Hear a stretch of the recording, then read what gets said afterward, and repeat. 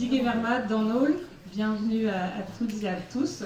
Je suis ravie de voir autant de monde réuni pour ce rendez-vous matinal, de faire un petit bout de chemin avec Jean-Jacques, de traverser son cinéma, son parcours, et de tisser des liens entre ses films, de faire des ricochets entre ces films. Et ça, c'est une expression, c'est une image de Jean-Jacques que j'ai trouvée très belle et que je crois que je vais garder pour le prochain focus l'année prochaine. Et voilà, c'est vrai qu'en préparant ce focus, je me suis rendu compte que j'ai aimé la parole de Jean-Jacques qui parle avec beaucoup d'images. Et je me suis rendu compte que ces paysans à qui il donne la parole, ils parlent aussi avec beaucoup d'images. Et c'est souvent très, très poétique.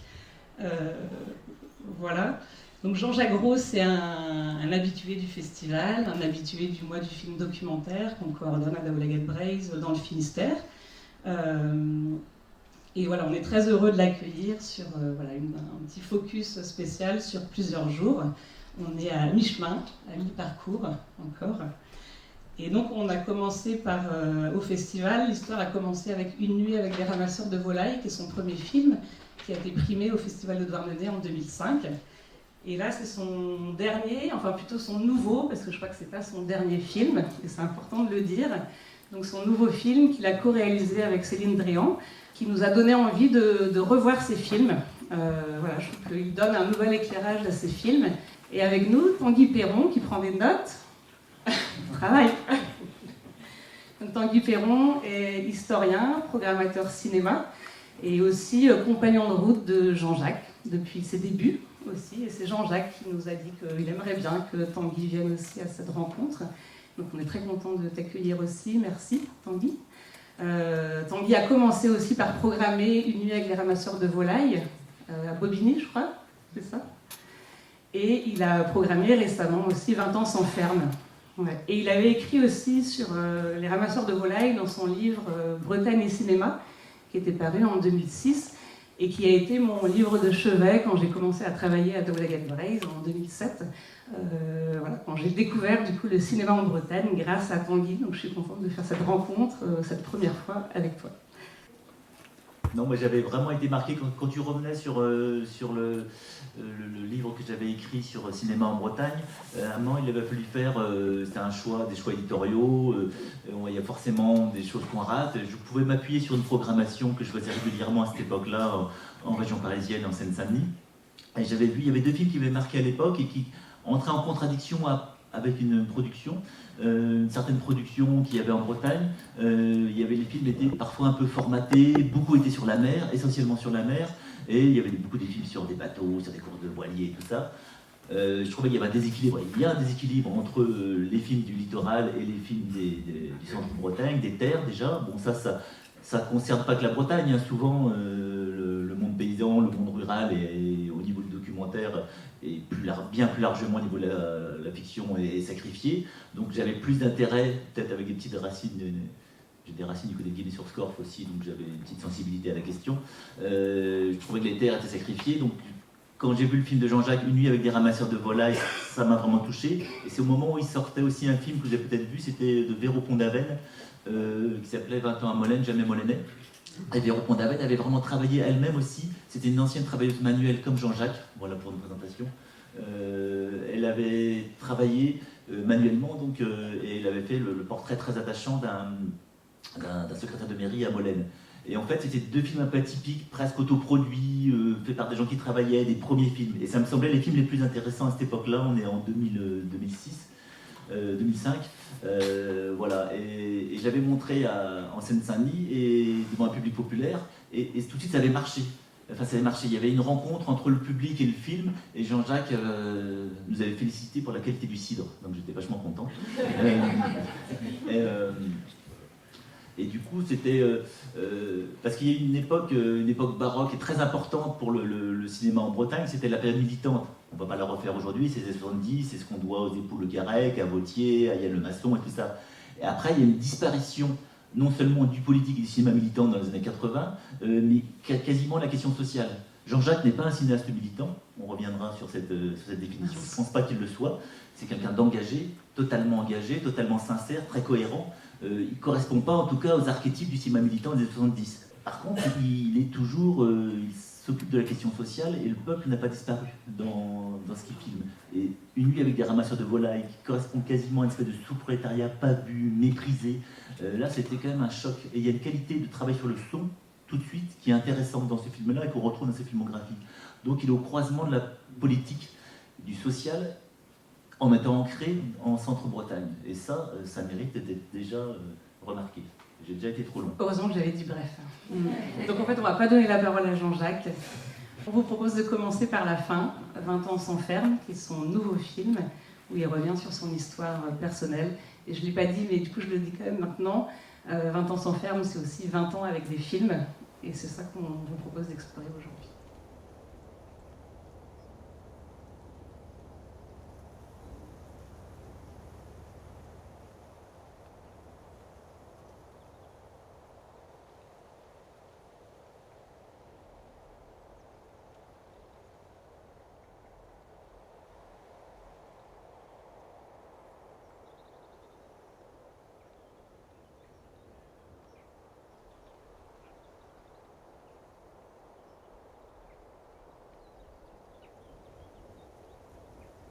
Bon, je te lis la lettre. Je sous-signé Jean-Jacques Roux, exploitant agricole sur la ferme de Scout-Vraz. Sollicite une prime de départ dans le cadre des politiques de soutien aux agriculteurs en difficulté. En contrepartie, conformément au texte en vigueur, et suite à la liquidation judiciaire de mon exploitation, je m'engage à ne plus exercer le métier d'agriculteur. Fait à Saint-Brieuc, le 3 janvier 2002.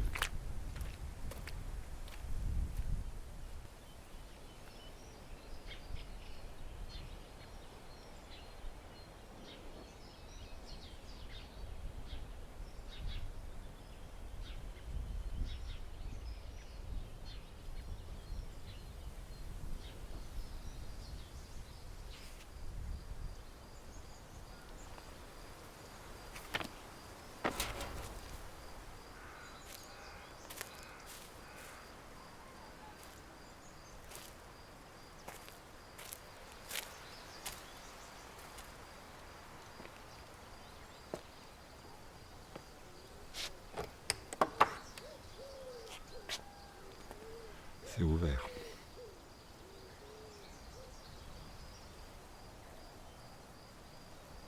On y va ou on n'y va pas? Bah oui, on y va. On est là pour ça.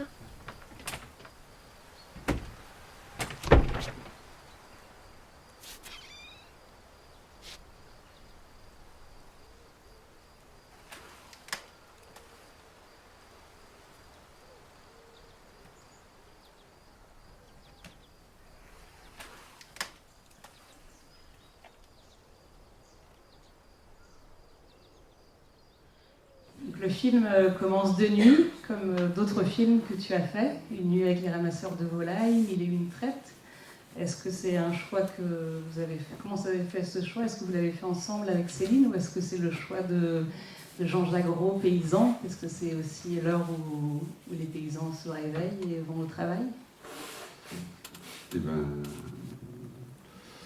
tout d'abord, bonjour, parce que j'ai pas eu le droit d'avoir la parole depuis le début. Grand merci d'être là. Pour la nuit, en fait, non, c'est pas. C'est toi qui le relève, mais c'est vrai que beaucoup de films démarrent la nuit, parce que en fait, c'est des. Là, ce choix de démarrage de nuit, évidemment, on l'a fait ensemble avec Céline, vu qu'on a co-réalisé le film. Après, moi, ce que j'aime bien, ce que je me rends compte aujourd'hui, parce que du coup, moi aussi, j'ai revu un peu les films que j'avais fait et que je n'avais pas vu depuis très longtemps. Et ce que j'aime bien, en fait, c'est un travail sur la lumière et notamment sur la lumière naturelle, avec les levées de jour, des choses comme ça. Donc, déjà, moi, personnellement, c'est ce que j'aime. Et donc, je trouve qu'en termes de cinéma, il y a un vrai... ça raconte vraiment beaucoup de choses. Il y a un truc de l'ordre de l'intimité. C'est-à-dire, je pense, quand je le vois comme ça, de toutes ces images-là, je me dis, en fait, c'est aussi un moyen de rentrer dans une intimité vu qu'on est dans la nuit avec quelques points de lumière uniquement, et on sait qu'on est un peu dans quelque chose de très fragile, mais intime. Et intime plutôt. Et comment s'est fait le choix du titre? On a vu le titre affiché qui a une typologie bien particulière. Comment ça s'est passé, ces choix-là? Alors ce choix de... Alors on était... donc ce film, en fait, 20 ans sans ferme, il a été... on l'a démarré en 2017-2018. Et le choix du titre a été fait en septembre 2022. Fin septembre 2022. On sortait, on allait à l'étalonnage. Même à l'étalonnage, on l'a trouvé en cours d'étalonnage. C'est-à-dire l'étalonnage, on est vraiment à la fin du film. Et on ne trouvait pas ce titre, on ne trouvait pas du tout. Et il y a un moment donné est arrivée cette idée de 20 ans ferme, un peu, ce truc un peu violent là, qui ramenait. Et on l'a adouci avec le sang ferme, donc la typo est importante aussi de le mettre en dessous, mais c'était vraiment cette idée de manque et en même temps d'enfermement. C'est-à-dire ces deux trajets que moi je pense avoir vécu là pendant ces 20 ans. Déjà, je trouve le titre très beau. Moi. Effectivement, vous l'avez trouvé tardivement, mais 20 ans sans ferme dit beaucoup de choses sur ce qui va traverser. Ce qui dans ce film, il y a un côté bilan et mélancolique, qui y a beaucoup dans ton cinéma. Le côté nocturne, tu l'as très bien remarqué. Moi, ça me fait penser au début de Remorque de Crémillon, qui est un chef-d'œuvre et qui est tourné. Le premier plan, c'est la nuit, comme ça, avec un phare. Et il va refaire la même chose, comme quoi des cinéastes ont des images récurrentes. Il refait la même chose dans Pâte Blanche, du côté d'Erquy, avec une voiture qui traverse la nuit, comme ça. Donc, tu imposes un univers. Là, on voit peut-être que tu as sans doute peut-être plus de moyens, tu as gagné peut-être en beauté. Il y a une volonté de faire cinéma et les premiers plans, la séquence d'ouverture est très belle. Donc justement, ça permet bien de commencer par la fin, de ne pas être historien. Et comme ça, on peut dérouler justement tout un parcours. Et on verra, et là, c'est pas, les gens connaissent un petit peu tout ça, le rapport au travail est extrêmement important comme ça. Quoi. Et il y a beaucoup de choses quand il y a rapport au travail. Il y a ton ancien travail de paysan qui t'a marqué, qui te hante presque, puisqu'il y a même des fantômes qui apparaissent. Il y a une Goers qui l'évoque. S'il faut un mot pour commencer à cerner ton parcours, ton œuvre, c'est qu'il y a un rapport au travail très dense. Quand j'ai démarré au cours de ma formation de réalisation de doc, et en fait ça a démarré quand on a quitté la ferme. Moi je me suis dit un peu que faire après l'arrêt de la ferme, et en fait il y avait cette idée de raconter le monde paysan, et de raconter mon monde paysan en fait, et mon regard, en se disant je peux avoir une place, et c'était pas forcément une option de confort, parce que souvent en blaguant je dis que c'est mon fonds de commerce, mais c'était pas forcément une option de confort, mais j'avais envie de raconter, je me disais j'ai peut-être une place, une façon de voir, une façon de regarder.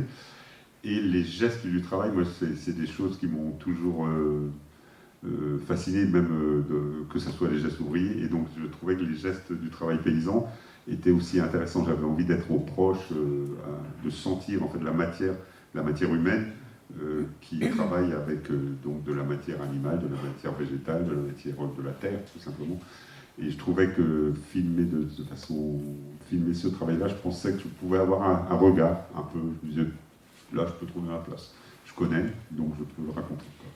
Et on filme bien non seulement les gens qu'on connaît, ça c'est une question essentielle dans le documentaire, mais on filme aussi les gestes qu'on a faits. Donc là, tu filmes très bien les gestes parce que tu comprends à quoi ça correspond. C'est pas une abstraction pour toi. Même dans un film que j'aime beaucoup, qui est dans 1000 et une traites, on voit installer il y a comme Raymond qui installe une cuve. Tu filmes ça, tu tournes autour avec la caméra, on a l'impression que tu as envie de conduire le tracteur en fait. Ça a été souvent le cas. Ça a été un des passages un peu plus compliqués un des premiers films que j'ai pu faire, c'était de ne pas justement, de rester derrière la caméra. C'était avec des ramasseurs de volailles, quelquefois en fin de nuit, je les voyais galérer. Je dis attends, je vais prendre quelques poignées là, je vois bien qu'ils sont un peu. Non, faut pas y aller, faut pas me taper un peu sur les doigts. Pendant Vagala, je me rappelle, il y a les vaches on était en train de filmer Pierre-Yves qui rentrait ses vaches et qui s'en vont, qui pètent un film. Là, par contre, j'y ai été, parce que je savais où il fallait aller, et puis après, on avait gagné du temps pour le film. Donc, mais c'est vrai que c'était un truc qui était un peu compliqué, d'être dans la proximité du geste du travail et de ne pas être à faire en même temps. Quoi. Après, ça se calme.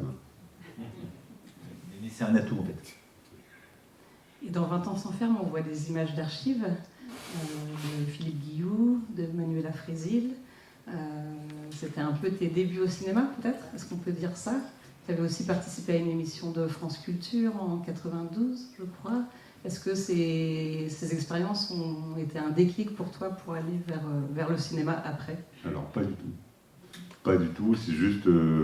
on a été alors, quand on a commencé 20 ans sans ferme avec Céline, elle me disait bah, est-ce que tu as de la matière est-ce que tu as de la matière d'archives? Je lui dis bah non, on ne filmait pas, nous on n'avait rien, on a des photos, mais on ne filmait pas, quoi, donc il n'y a rien.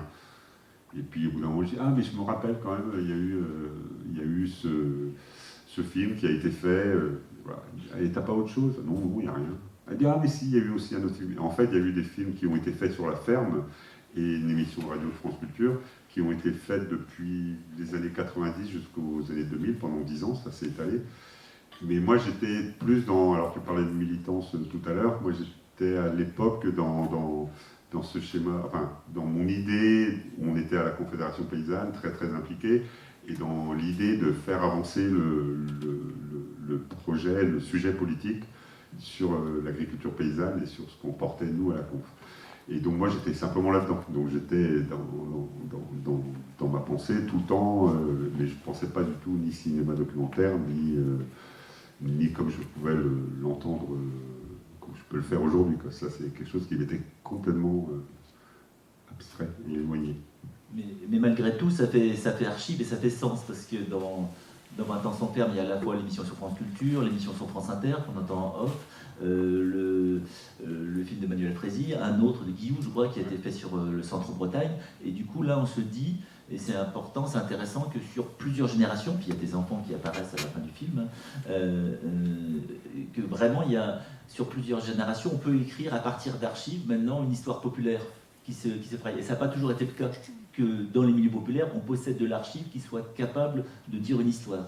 Et ça, sur 3 générations, ça se dessine, il y a des manques, mais c'est très intéressant. On a dit qu'on ne disait pas tout. On y va. Est-ce que ça vous va si on continue? Si on passe à un autre extrait? Je vous propose de revenir au début, du coup, avec une huile, avec les ramasseurs de volailles dont on a déjà un petit peu parlé.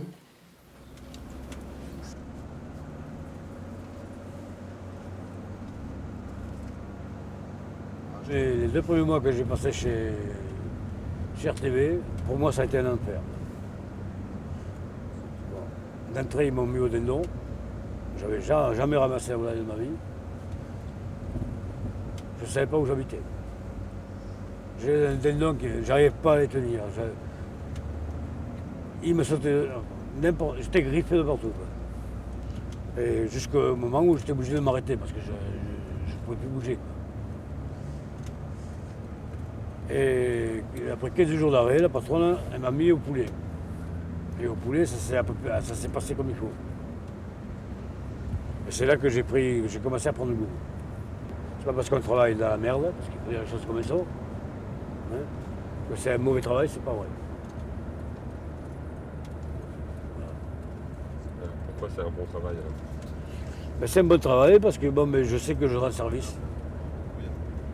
Je sais que les poulets que je ramasse cette nuit, ils restent sur la table de plusieurs personnes.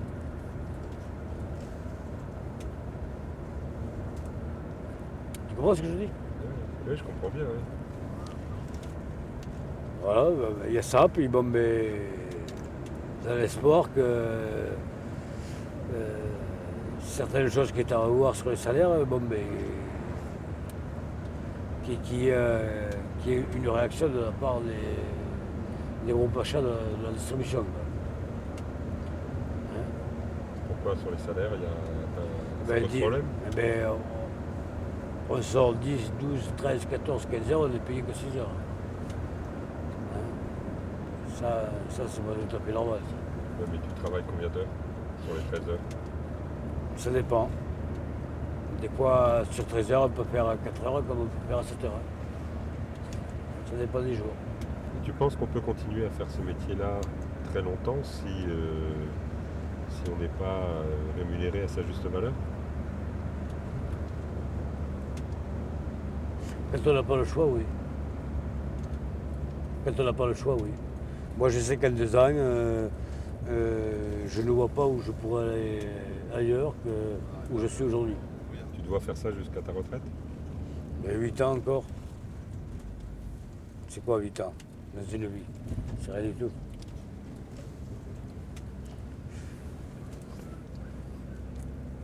Ouais, mais si ça t'use. Ah ben, quand je pourrais plus. Hein. Parce que c'est vrai que j'ai des problèmes moi aussi, mais enfin bref, je fais avec. Hein. Ouais, parce que j'ai quand même un fort tempérament. Ouais, je joue beaucoup avec mon cerveau. Ouais. Quand je vois que ça va pas, je me dis l'esprit est plus fort que la matière. Ça m'aide un peu quoi. Puis j'arrive à reprendre le rythme. Quoi.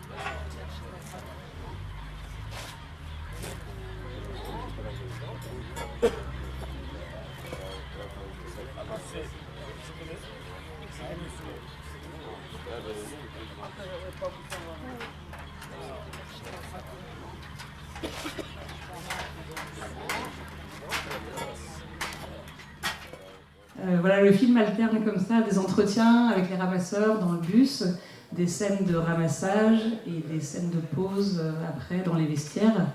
Et voilà, on le voit, c'est vrai que du coup, c'est sombre, mais c'est vrai que c'est pas des conditions faciles de tournage, pas facile pour un premier film. Comment ça s'est passé? Quand je l'ai revu l'autre jour, dimanche, quand je revois ça, en fait, c'est de se rappeler que quand moi je démarre, c'est en lien aussi avec ce que je disais tout à l'heure, c'est-à-dire que quand je démarre, moi j'ai pas de connaissances de cinéma, j'ai pas de connaissances techniques non plus. Après j'ai un appétit pour ce genre de choses, mais et en fait je me rends compte que pour ce film-là, j'ai osé des choses que j'ai été au culot, à l'instinct. Enfin, j'ai beaucoup filmé à l'instinct en fait, et j'ai osé des choses qu'aujourd'hui j'oserais peut-être plus, parce que ça se fait pas. Ça se fait pas de faire un entretien dans une voiture où on s'éclaire simplement avec la lampe de la voiture et on espère traverser un bourg de temps en temps pour voir quelque chose. Ça se fait pas, ce genre de choses. Et en fait, moi j'étais un peu au culot, et dis ouais, j'ai envie de filmer comme ça, et je recherche aujourd'hui, de temps en temps, j'essaye de retrouver mais j'arrive pas toujours, hein, ce geste premier un peu qui a eu lieu à ce moment-là, quoi. Après, on n'avait pas, donc c'était un film d'école, donc les moyens étaient, toutes les écoles n'ont pas tout ce matériel, là, et les moyens étaient un peu légers, quoi. Mais bon, après on se débrouille, c'est ça aussi le cinéma documentaire, c'est un peu l'idée qu'à un moment donné, on peut être capable de capter du réel. Alors évidemment, c'est bien qu'on peut le travailler, amener de la lumière, penser mieux les plans, etc. Mais il y a une partie du cinéma direct comme ça qui se fait un peu à l'instinct. Et on en discutait avec Réal Junior, qui est un des réalisateurs des Peuples Premiers, qui est invité là aussi. Il disait que les premiers films qu'il a fait lui, c'était comme ça. Il connaissait rien, mais instinctivement, il avait un truc à dire, il a un truc à faire. Et on sent, je trouve qu'on sent ces mêmes fragilités dans ces films. Mais ça fait une sacrée force. Hein. Et une force du témoignage aussi. Je sens que les gens ont quelque chose à dire. Tu as créé une intimité, c'est des gens qu'on ne voyait pas, qui ne sont pas interrogés. Et tout de suite, parce qu'il y a l'habitacle, parce qu'il y a la proximité, et peut-être cette précarité de matériel, ça donne une qualité de parole, une force qui est toujours marquante. Hein. Moi, je rappelle quand je l'avais vu, et là je le revois, je ressens... pourtant, je suis pas fleur bleue, hein, mais il y a vraiment une émotion qui naît. Et je me suis dit, tiens, effectivement, là, on voit pas grand-chose, en fait, on entend surtout, et puis l'image apparaît. On voit la violence du travail, on comprend la violence individuelle, ce qui souffre, son parcours, le côté aussi fataliste, hein, et cette réponse qui est extraordinaire. Je dis, quand on n'a pas le choix, je peux m'habituer très longtemps à ça. Et puis on aperçoit ces fragments de travail éliminés, et oui, là on voit la violence de ce qui est subi, quoi. Et moi ça m'a fait penser, est-ce que ça t'avait marqué? Parce que là il y a un vrai beau travail sur le son, et on découvre le travail par la parole, par des fragments et par le bruit et le son. Et Cochon qui s'en dédie, pour toi ça t'avait marqué, ça a été marquant ou pas? Moi je l'ai découvert après ce film-là, oui. Ouais.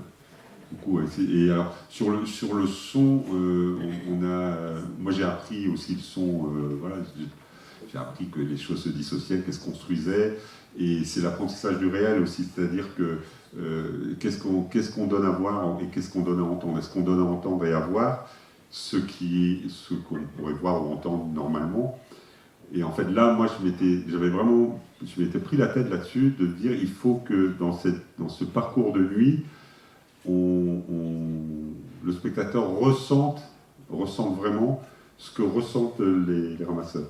Et je me dis, là, vous spectateurs, vous n'allez pas avoir le choix, vous allez prendre la place.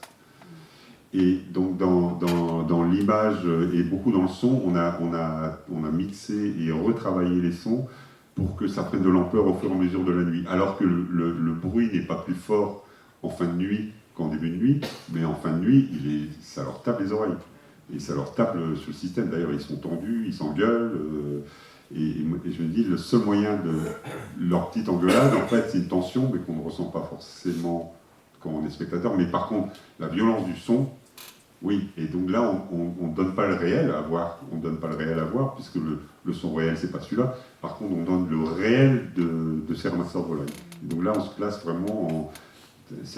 moi, ça a été l'apprentissage du point de vue, c'est-à-dire ce point de vue d'être... je choisis, moi je suis avec eux. Le film, c'est eux. C'est pas une captation de ramassage, c'est un film qui choisit d'être là, à cet endroit-là. Est-ce que tu peux nous dire comment s'est passée l'avant-première, ta première avant-première, quand tu leur as montré le film? Ça, c'est vrai que quand je leur ai montré, alors déjà, c'est des soirées chez eux, ils avaient cassé la tirelire, ils avaient fait une bouffe extraordinaire, ils étaient tous endimanchés, mais il y avait un truc très très touchant dans la manière dont ils recevaient le film. Et à la fin du film, en fait, on était dans un salon d'un des ramasseurs, et à la fin du film, la lumière se rallume et je vois qu'ils pleurent.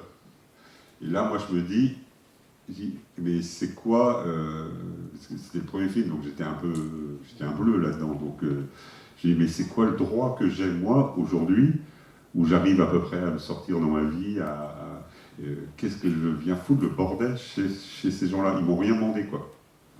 Ils m'ont rien demandé, en fait. Et j'arrive là, et c'est une des questions du cinéma documentaire. Et moi, je connais des collègues qui ont arrêté le cinéma documentaire à cause de ça.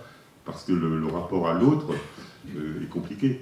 Et petit à petit, en fait, quand ils ont commencé à parler, ils m'ont dit, mais on ne pensait pas que notre travail était aussi dur que ça. Et là, on se prend une responsabilité, en fait. Mais au bout d'un moment, c'est se dire aussi, moi je crois que quand on filme des gens, il y a un deal qui se passe. Déjà, dit est-ce que tu es d'accord? Donc ça, c'est le premier deal ouvert. Et il y a un deuxième deal derrière qui appartient aux gens qu'on filme et qui ne nous appartient pas à nous quand on filme, où ils savent pourquoi ils font ce film. C'est-à-dire qu'à un moment donné, il y a un truc intérieur qui leur dit, moi je fais ce film pour ça. Et c'est pour ça qu'on trouve assez étonnant, je repense au film qu'a fait Thierry Salvert, et pourtant il danse. Et en plus, il danse. Et où tu te dis, mais pourquoi ces gens-là parlent devant une caméra comme ça, aussi ouvertement de leur homosexualité? Et parce qu'en fait, ils ont quelque chose, personnellement, à dépasser, à passer.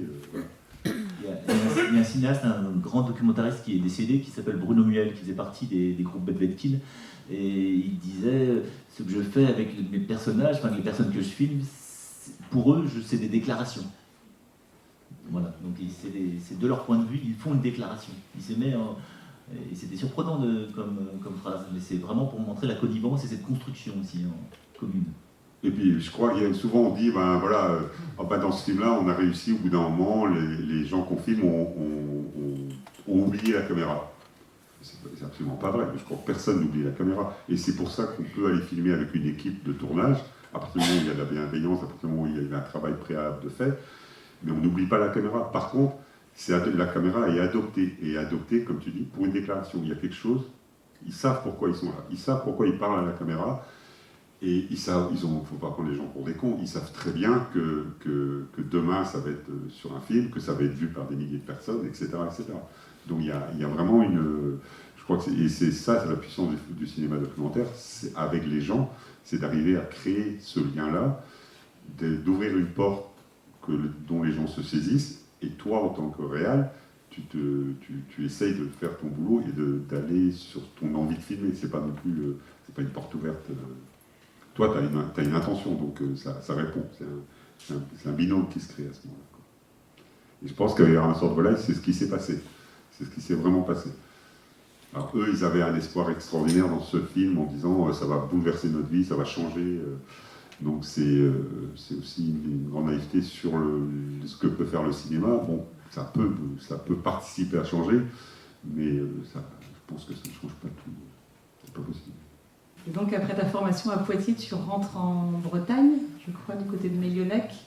Et là, tu reprends la caméra pour filmer tes voisins, les paysans, tes copains.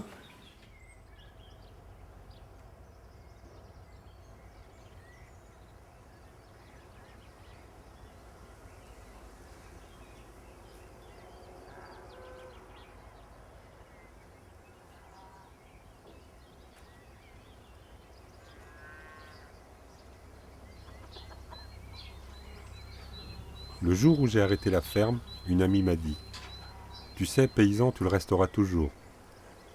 Aujourd'hui, je fais des films. » Paysan, je ne sais pas si je le suis encore, mais à chaque actualité agricole, à chaque mouvement qui secoue ce monde-là, je tends l'oreille, comme si cela me concernait toujours.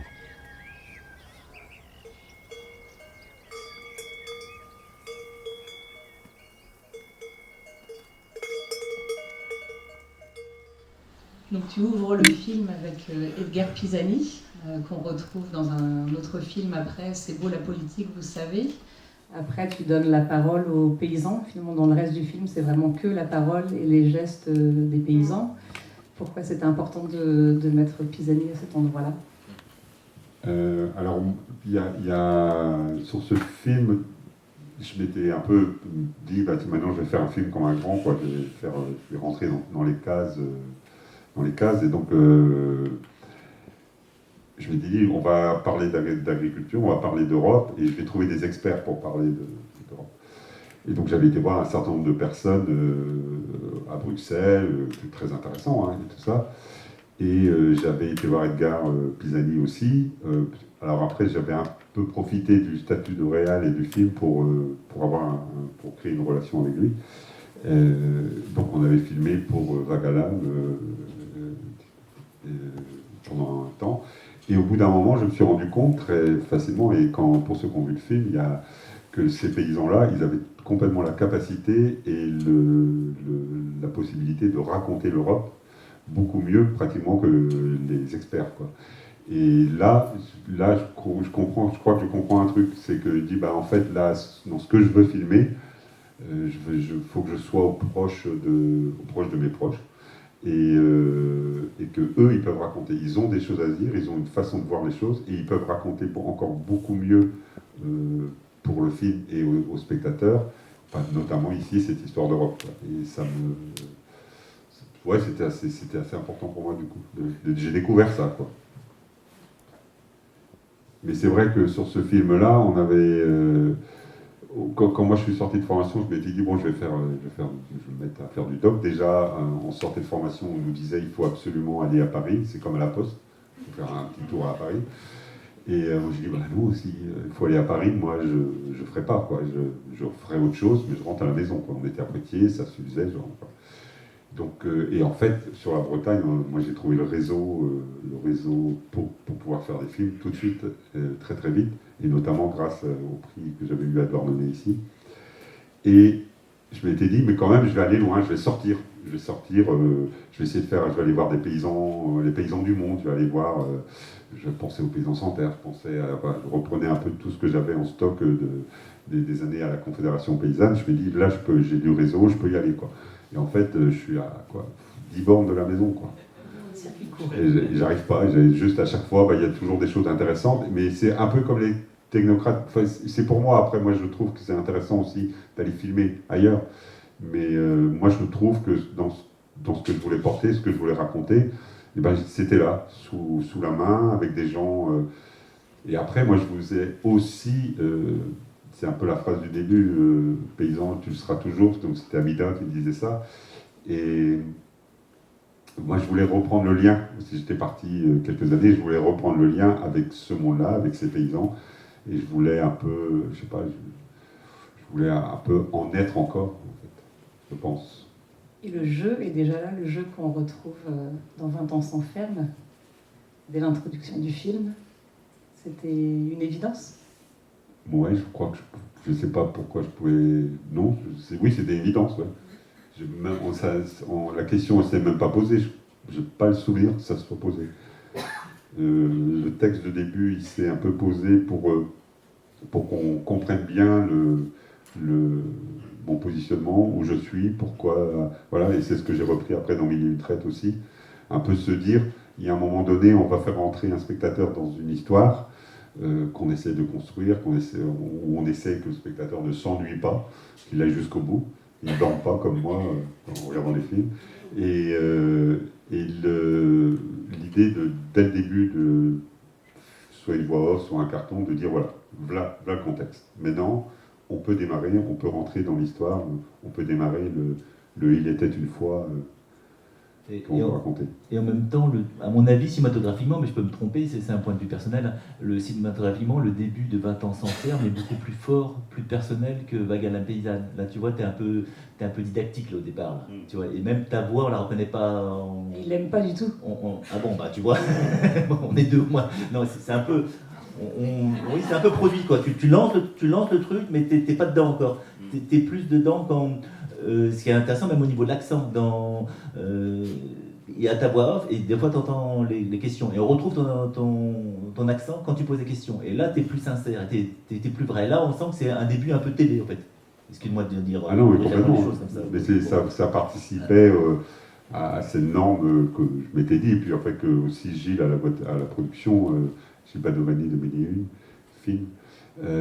Voilà, mais je me suis retrouvé dans une cabine à enregistrer cette voix-là, mais c'est juste l'horreur. Moi, j'avais jamais fait ça de ma vie. Et puis, je suis pas comédien, je suis pas. Et après, les voix off que j'ai pu enregistrer, notamment pour 20 ans sans ferme, mais aussi pour le film d'Edgar Pisani, où le ton est plus juste, c'est quelque chose qui est fait là, un peu dans ces conditions-là, parce que pour justement, quand un réal intervient comme ça en voix, je pense dans un film, un comédien le ferait beaucoup mieux en termes de diction, en termes de rythme, en termes d'émotion, a priori. Quand c'est le réal qui fait ça, c'est-à-dire qu'il se positionne, qui dit voilà, moi je me mets là, je suis là, voilà d'où je vous parle. Et le ton, la manière de dire les choses, les erreurs de langage font partie justement de cette intimité qu'on offre à ce moment-là. C'est-à-dire qu'on se dit, moi, je pense qu'un film, c'est on prend un spectateur par la main et on espère l'amener jusqu'au bout, voilà, que ça marche jusqu'au bout, que l'histoire marche jusqu'au bout. Et quand on parle comme ça, quand on amène son émotion, son intimité par la voix, parce que la voix, c'est une des choses les plus intimes, ben on prend vraiment le spectateur par la main, mais c'est personnel. Et donc je pense que c'est là que la place en documentaire, hein, en cinéma documentaire, c'est la place de la voix du réal ou de la réalisatrice a vraiment toute sa place et peut créer quelque chose. Donc surtout, n'essayons pas de faire comme si on était des acteurs, quoi, des comédiens. J'ai eu du mal à choisir les extraits dans ce film, parce qu'il y a plein de belles choses dites par les paysans. Et on voulait montrer un extrait quand même avec Pierre-Yves, qu'on retrouve dans 20 ans sans ferme, et voilà, qui parle d'un sujet central dans ton cinéma. J'aurais bien voulu que ce soit une ferme familiale, et ça l'a été pendant plus de 10 ans, quoi.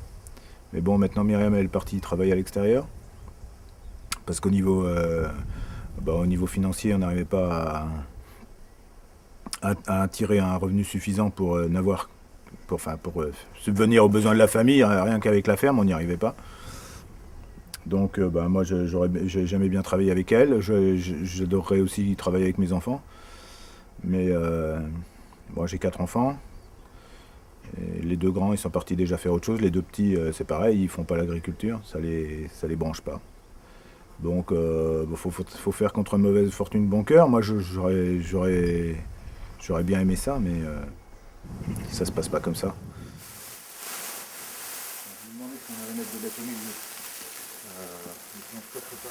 Donc comme l'agriculture en général c'est des investissements, c'est du travail on travaille sur le très long terme. Il y a des fois on se demande si notre travail, qu'est-ce que ça va devenir. Quand il y a un enfant qui reprend, on est sécurisé par rapport à ça. On dit je vais pas travailler pour rien, je vais transmettre quelque chose à mes enfants, au moins ils n'auront pas à faire ça, etc. Donc c'est une notion importante chez les agriculteurs à mon avis. Et donc moi j'avais pas de descendants qui étaient intéressés, donc je me disais, des fois je me disais un peu ça sert à quoi tout ça. Et donc le fait qu'il y ait Rodolphe pour arriver, ça me redonne la pêche sur la pérennité, ça me redonne envie de me relancer dans des projets. Et puis bizarrement, curieusement, Rodolphe il a des projets qui sont assez similaires à ceux que je pouvais avoir à son âge. Donc il y a un côté très sympa, quoi.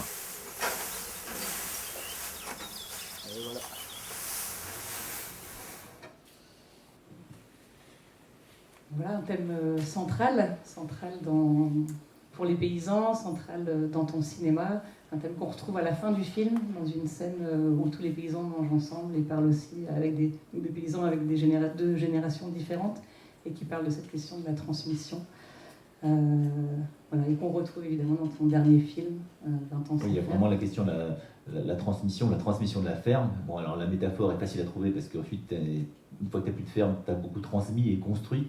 Mais c'est obsessionnel, j'exagère, mais c'est vraiment très très présent dans ton cinéma. Ça se voit tout de suite, quoi. Qu'est-ce qu'on va transmettre, qu'est-ce qu'on va laisser. Et Pierre-Yves, qu'on voit dans 2 de tes films, c'est un miroir quand même. C'est un miroir parce que il est proche, il exerce le métier que tu as fait, il a 4 enfants, enfin, donc il y a vraiment, tu te poses beaucoup de questions. On voit que c'est quasiment, c'est la question du miroir est important avec Pierre-Yves. Alors oui, Pierre-Yves, alors c'est rigolo, parce qu'on le retrouve pour Pierre-Yves d'abord dans ce film-là, donc il raconte des choses et puis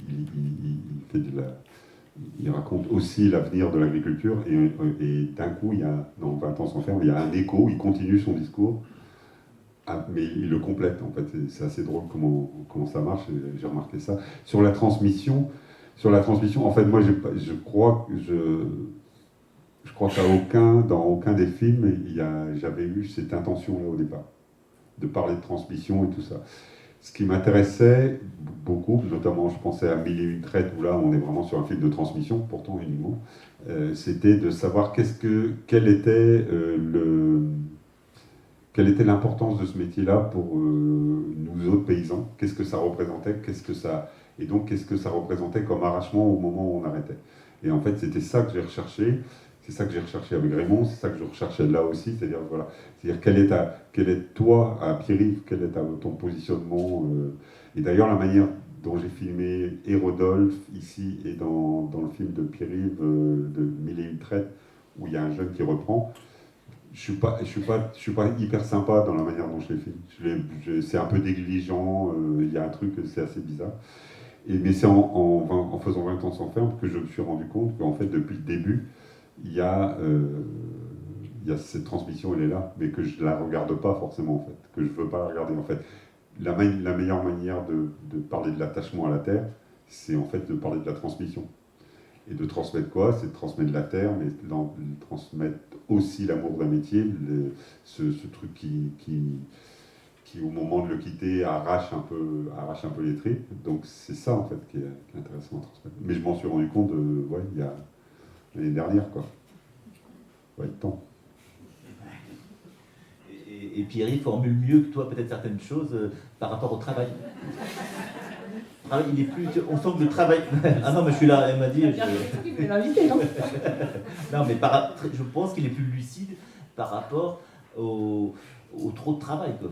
Il dit à un moment, il faut décrocher, quoi. Et toi, tu décroches peu. Enfin, tu filmes quelqu'un qui a un discours qui peut t'amener à réfléchir sur ton rapport au travail qui est très dense, qui est très intense. Tu comprends ce que je veux dire? Oui, je comprends bien. Mais après certes, Pierre-Yves, c'est un miroir, mais c'est un miroir, c'est-à-dire qu'il a aussi sa propre place, il a son propre... Je ne suis pas toujours d'accord avec lui sur ce qu'il dit non plus, tu vois, notamment sur la charge de travail, et arrête de rire, non. Et donc, ouais, mais après, c'est enfin, quand j'ai fait, pardon, quand on est parti sur 20 ans sans ferme, on a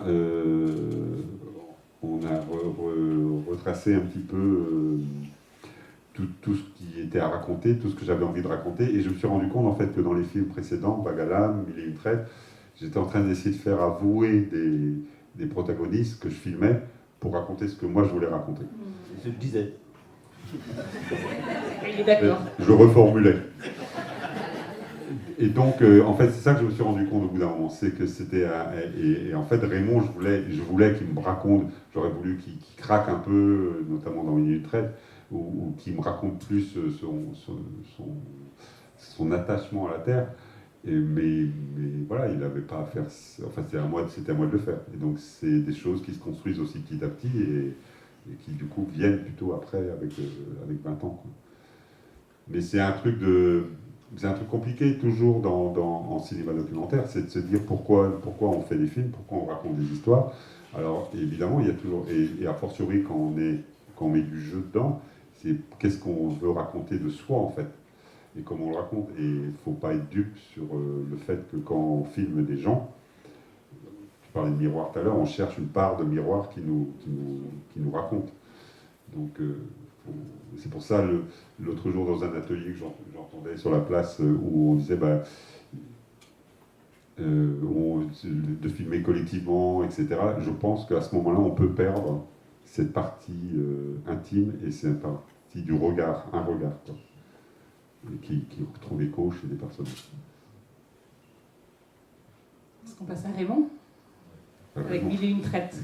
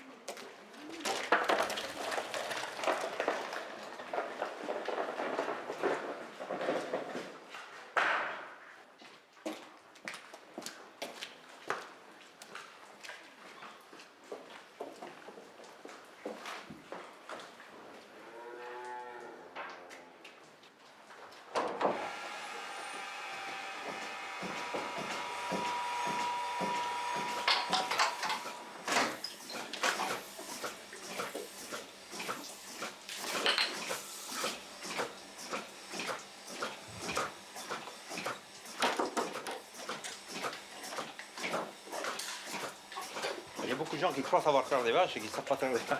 Il y a souvent des gens qui se proposent, ils disent « Oh, moi j'aimerais bien te remplacer de temps en temps, donner un coup de main à faire les vaches. Moi je sais faire les vaches, j'ai déjà fait les vaches. » C'est pas parce qu'on fait brancher, qu'on fait laver le pilier de vache, la brancher, la débrancher, qu'on fait faire des vaches.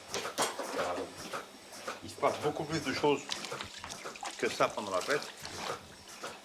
Il y a une surveillance, il y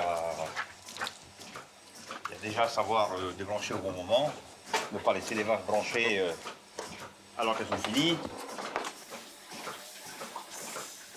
C'est plutôt agréable, on fait un boulot où on a un peu le temps de réfléchir. Je pense à beaucoup de choses quand je traite mes vaches. Je découvre des choses, mes bonnes idées viennent pendant la traite. Mais par contre, c'est un boulot assez intensif, quoi. Il faut à la fois faire vite et bien. Donc, c'est pas de tout repos, quoi. Quand on finit une traite, on est pas arrivé à 59 ans, quand on finit la traite, on est content de souffler. Hein.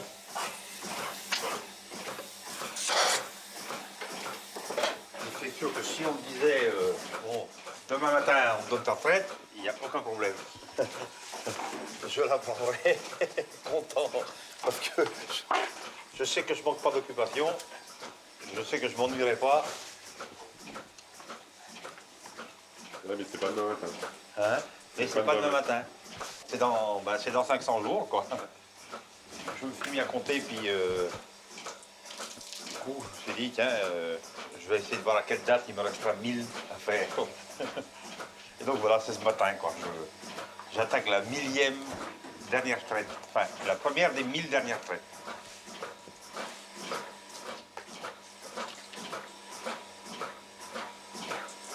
Si tout se passe bien, la 1001e, ça sera pour mon successeur.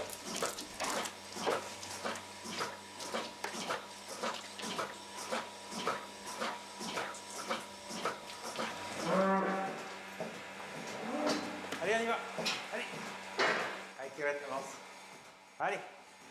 Allez. Allez. Allez, va-t'en. Va-t'en.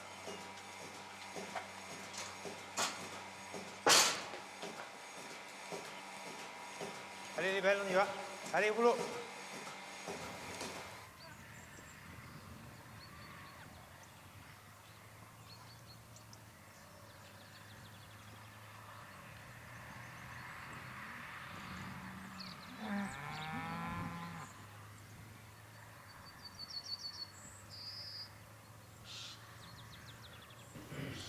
Donc là, du coup, tu as enlevé la voix, tu as remplacé par un panneau. Il n'y a plus ta voix dans celui-là, dans ce début. Ah oui.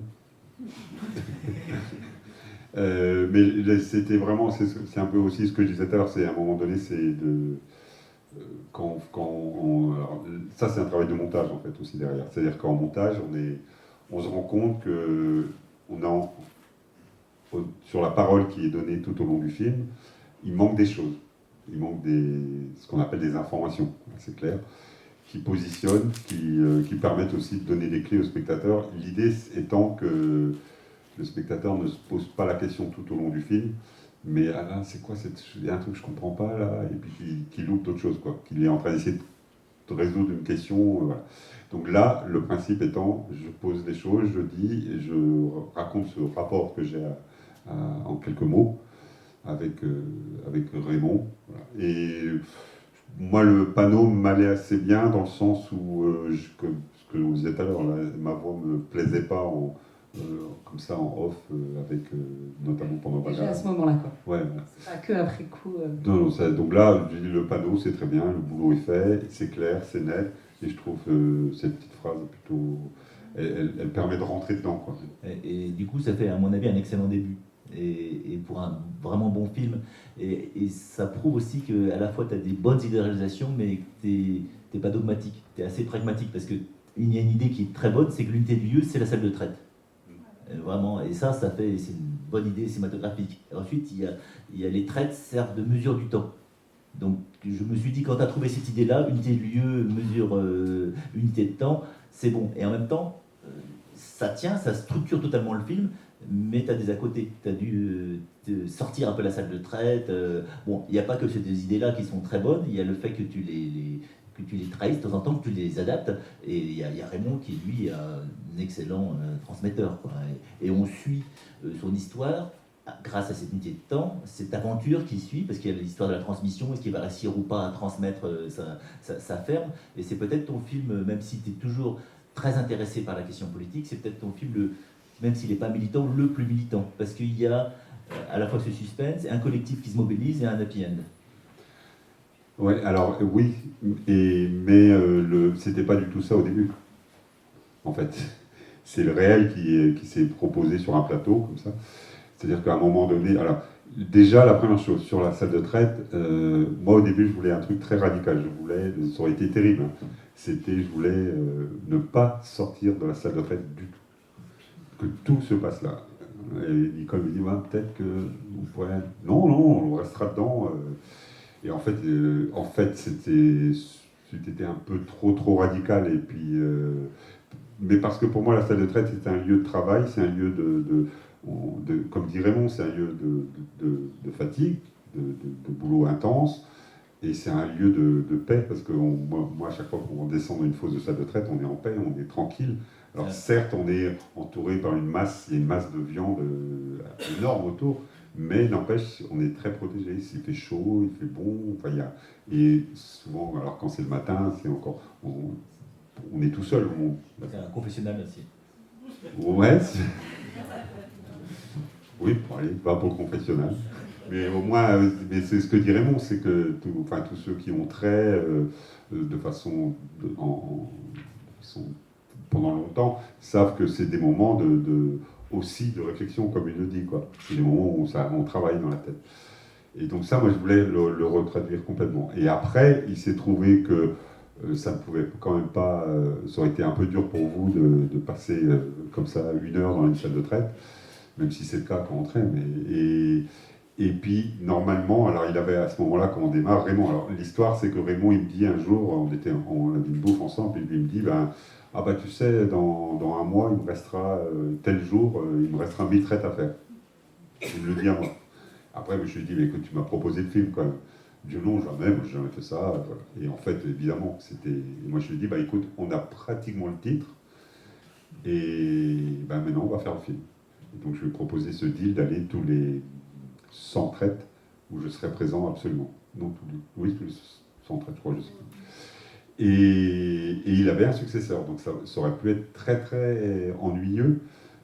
Salle de traite, tout se passe bien, voilà. Et le réel arrive, il n'y a plus de successeur, tout se casse la gueule, et il y a un truc politique qui m'intéresse, c'est-à-dire la succession, le foncier, la reprise d'une ferme qui se propose.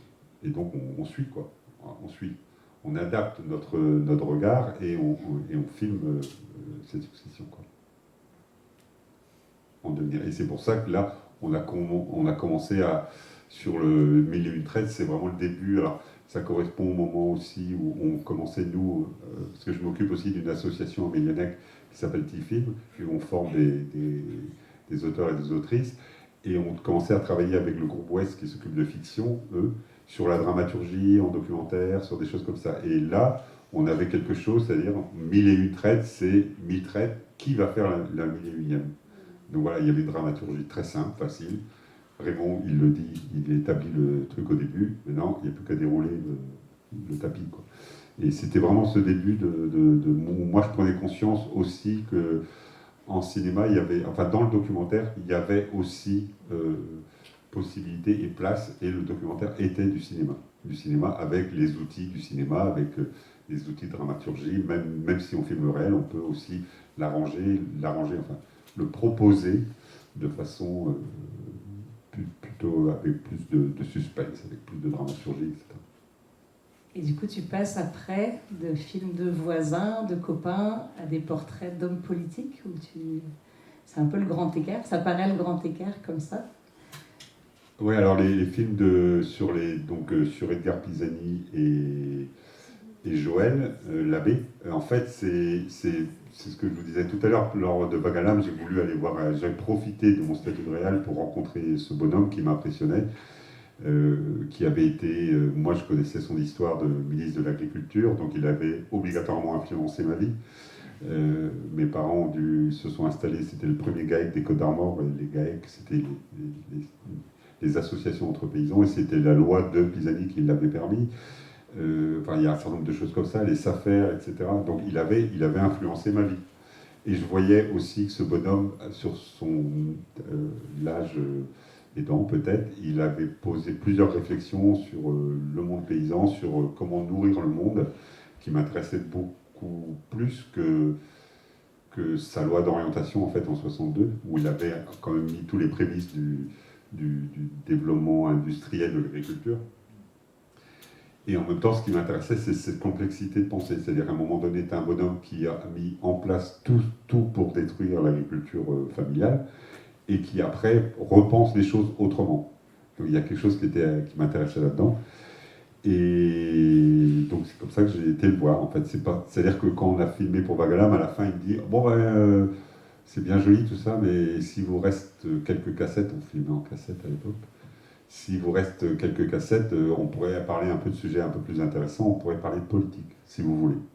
Donc il me lance ça, alors il faut savoir que c'est un bonhomme qui juste, il veut prendre les rênes, donc moi je laisse couler, et on a mis, pendant 2 ans, plus de 2 ans, je suis passé le voir à peu près tous les trimestres, j'avais des rendez-vous, on papotait, je filmais pas, je prenais des notes, j'enregistrais rien. Et en fait, c'est le temps de le dresser, quoi, parce que lui, il voulait tout faire, en fait. Et en fait, ce qui s'est passé, c'est qu'il y a une amitié qui s'est créée et qui m'a permis, après, de faire le film, quoi. Et c'est là que je me suis rendu compte, je pense que j'aurais du mal à filmer les gens que j'aime pas. Et voilà, les liens sont créés, et je pense que c'est l'amitié que j'avais pour lui qui m'a permis d'aller chercher des choses dans son histoire, qui m'a permis d'oser d'aller chercher des choses parce qu'il respectait aussi la manière dont je le faisais.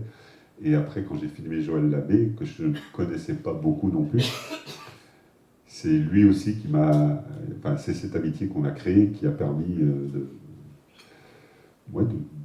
qu'il se lâche et qu'il me fasse confiance, quoi.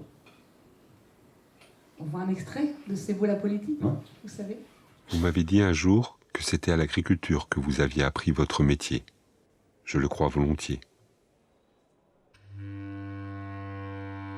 Tout était à construire, et le monde agricole d'après-guerre voyait déjà poindre l'opposition entre 2 visions, celle des grandes exploitations céréalières et celle des petits éleveurs.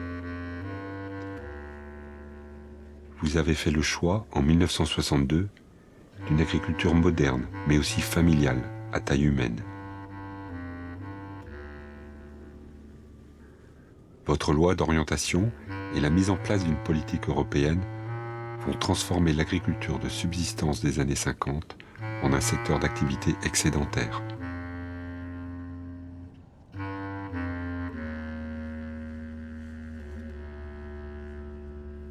Cette évolution, vous la remettez en cause dès 1968. Malgré tout, vous êtes et vous resterez le père d'une politique qui a sorti les paysans de leur pauvreté, mais qui a aussi transformé le secteur en industrie.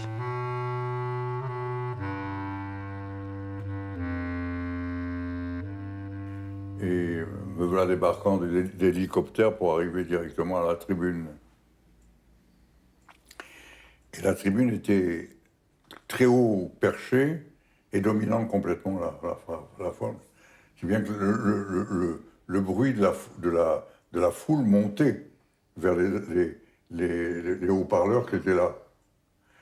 Et à un moment donné, j'explique, je ne sais plus quoi d'ailleurs, j'explique que la façon d'élever, la façon de... Et il y a quelqu'un qui au bas de la tribune, tu ne vas pas tout de même nous apprendre à traire une vache. Et la foule entière entend Et la foule éclate, applaudissements, etc., etc. Le ministre est foutu dans la corbeille.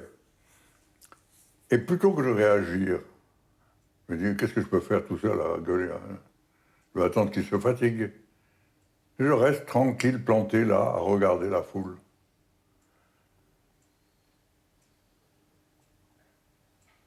Et à un moment donné, ça se calme. Et je prends la parole. Je dis, monsieur, vous savez faire ce qu'il faut jusqu'au moment où vous déposez votre bidon le long du chemin. Mais c'est ailleurs que votre destin se joue, sur le marché. Et là, je suis plus fort que vous. Avec le même délire, la foule éclate en applaudissements.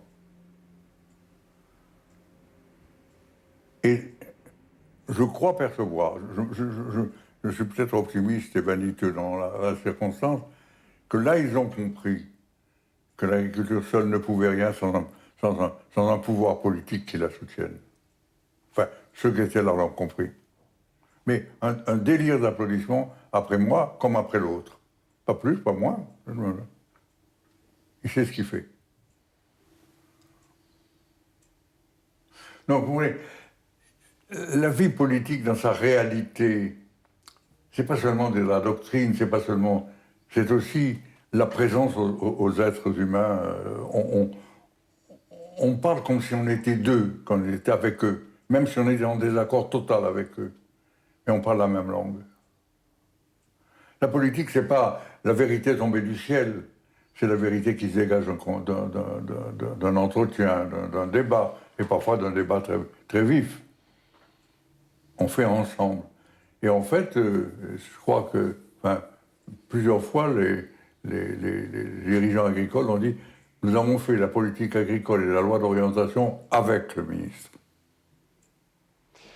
Il y a des gens qui disent cette loi-là et Edgar Pisani, ça a été la porte ouverte au productivisme et à tous les problèmes agricoles qu'on a aujourd'hui.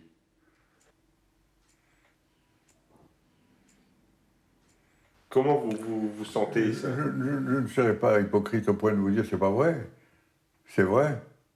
Mais comment on favorisait la production dont nous avions besoin et qui était de l'intérêt des agriculteurs sans prendre le risque d'être accusé de productivisme? Oui, nous voulions une agriculture plus productive. Oui, c'est vrai. Et j'accepte le débat avec qui le voudra. Qu'est-ce qu'il fallait faire d'autre? Sinon que de favoriser la production en diminuant le nombre de producteurs dans des proportions d'ailleurs qui ont dépassé ce que nous pensions. Et qui ont permis à l'agriculture française de devenir une réalité, quoi. Oui, c'est vrai. J'étais productiviste. Il y a des choses comme productiviste que je me suis reproché, en revanche. Les remembrements, en particulier en Bretagne. Ça, c'est un des péchés que j'avouerai. Que j'avoue. Parce que, pour moi, le remembrement de Bretagne, c'était les et je n'imaginais pas, parce que je ne connaissais pas le dossier, que c'était tout le système de rivières, de ruisseaux qui était foutu en l'air. Et aucun technicien n'est venu me le dire, et moi je n'allais pas. Mais c'est vrai que j'ai commis une erreur là. Et après, je vous raconte un peu après, il y a des très belles images et poignantes images d'archives de destruction de bocage. Là encore, on voit vraiment la proximité. Enfin, justement, il se vante un petit peu quand même de ce qui s'est passé. Et toi, tu oses le questionner, mettre le doigt sur quelque chose un peu sensible. Et voilà, enfin, ça rejoint ce que tu disais tout à l'heure, de la relation de proximité, d'amitié que tu as créée avec lui et qui permet d'aller jusque-là. Et puis le travail avec Edgar Pisani, c'était aussi, donc ça a été un travail de longue haleine, parce que c'est une sacrée tête de caboche. Il fallait mieux le filmer à 90 ans qu'à 40, ça aurait été impossible. Mais parce que là il y avait, en fait, au-delà de ça, on avait construit, et c'est aussi, si on veut élargir sur le travail de cinéma qu'on peut faire avec des gens avec qui on s'entretient, c'est-à-dire il y a un travail de connaissance de l'un et l'autre, c'est-à-dire c'est un travail qu'on a fait, en fait, avec lui pendant 2 ans, au moins 2 ans, de se connaître, mais lui il s'est livré parce que moi je lui ai raconté aussi. Et évidemment, je n'étais pas toujours d'accord politiquement avec lui, mais je me suis permis de lui dire aussi, tout doucement, je suis arrivé doucement à lui dire ça, au fur et à mesure qu'on se connaissait, c'est-à-dire à partir du moment où il pouvait respecter ma parole. Donc à partir du moment où moi il me connaît un peu mieux, à partir du moment où moi je le connais un peu mieux, il respecte complètement ce que... Enfin, il sait que là où je vais, c'est par... il n'y a pas de... Il n'y a pas de piège, il n'y a pas... Voilà. Et je pense que dans le rapport aux gens qu'on filme, c'est toujours intéressant d'être dans... Pour moi, hein, après, chacun sa façon de faire, mais pour moi, c'est intéressant d'être dans un truc de confiance si on veut que la parole se libère, si on veut pouvoir être dans cette proximité. Voilà, ces enfants m'ont dit, lors de la première projection, les enfants à Pisani m'ont dit, mais il y a des choses qu'il vous a dit et que jamais il nous a dit, quoi. Et il dit, on est vraiment jaloux. On est jaloux de vous, parce qu'il était pareil en famille, en fait. Mais c'est un travail, mais c'est tout ce qu'est le cinéma documentaire. C'est un travail de longue haleine. C'est un travail, moi, je ne crois pas aux films qu'on fait en 6 mois. C'est un travail de longue haleine avec les gens, de connaître, de savoir sa place aussi. Et de connaître sa place. Là, pour moi, sa place. Je me rappelle la première fois que je rentre en entretien, je m'étais dit, Gilles m'avait dit, fais gaffe, parce que c'est Gilles Padovani, le producteur. Il disait, fais gaffe, parce que c'est quand même un sacré costaud, quoi. Donc, te laisse pas bouffer, il va t'embobiner, etc. Il démarre, donc je lui pose une question, il démarre, il réfléchit, ça dure 30 secondes, et je me dis, je le laisse pas, j'y vais, je ressaute dessus. Hop, je relance une question, il s'arrête. Il reste longtemps pour regarder, un peu comme la manif, je dis, oh, je vais le liquéfier. Et il me dit, mais vous voulez que je vous raconte ou quoi? Vous allez me laisser le temps de parler? D'accord. Donc là, j'ai compris. Et en fait, je comprenais aussi ce qui est important aussi en cinéma documentaire, je trouve, c'est laisser le temps de la parole. Alors, quelquefois, on a des montages qui sont un peu trop violents, justement, avec la parole. Et je trouve que laisser le temps de la parole, laisser le temps de voir les gens chercher leurs idées dans leur tête, et en fait, ils racontent beaucoup de choses à ce moment-là, leur laisser le temps de bafouiller, c'est vachement important, parce que c'est la présence humaine, c'est la présence du corps aussi qui fait le film à ce moment-là. Et ce qui est marrant, c'est qu'on m'a dit que quand Jean-Jacques Gros fait un film sur Edgar Pisani, moi je me suis pas précipité quand même, parce que ça faisait pas ça faisait pas partie de ma culture politique non plus, peut-être, surtout. Et puis gaulliste de gauche, c'est un peu un oxymore, donc bon, et en même temps, il y a des personnalités très intéressantes. La sienne, il y a Claudius Petit aussi, qui était ministre de la Reconstruction, qui sont passés par la Résistance, qui ont des sacrées carrières, qui sont des vrais grands personnages politiques. Vraiment, on le sent. Et on peut mesurer la dégradation de notre personnel politique quand on l'écoute aussi. Justement, la capacité de dialoguer. Là, bon, même si c'est rétrospective, tiens, je commence à pénétrer dans le cerveau d'Edgar Pisani qui m'intéressait assez peu jusque-là, comme ça, quoi. Et puis du coup, je peux commencer à pénétrer dans ton cerveau. Je dis, mais qu'est-ce que tu vas chercher chez Edgar Pisani? Alors, on comprend que tu as face à toi un personnage fascinant, un personnage historique qui maîtrise totalement la parole, qui est un notable, qui est assez vaniteux. Hein, et tu restes toujours sur le bord. Hein, et toi, c'est avec douceur que tu y vas. Tu ne le bouscules pas non plus. Tu le laisses parler, tu montres des contradictions et tout ça. Des fois, je restais un peu sur ma faim, pour te dire. Et puis après, le fait que tu le mettes en citation là, du livre, quoi, du film que tu as vu, je dis, mais là, c'est ce que tu dis, ce que tu fais dire de lui est très intéressant. On comprend toute une mentalité, tout ce qui s'est passé, tout ce qu'on continue à subir, ce qui a modifié un paysage, vraiment, et on comprend aussi que ces technocrates étaient sincères, qu'il ne faut pas totalement les jeter à l'eau, et qu'il y a des choses très très intéressantes, tu montres un processus. Et en même temps, quand tu sors la phrase au début, l'agriculture a besoin de chacun de ses paysans, c'est pas vrai. Il savait qu'il en a sacrifié plein, et toi aussi tu le sais, quoi. Et donc c'est bizarre que tu mettes cette phrase en carton. C'est la phrase qui dérange. Tu commences plus tard.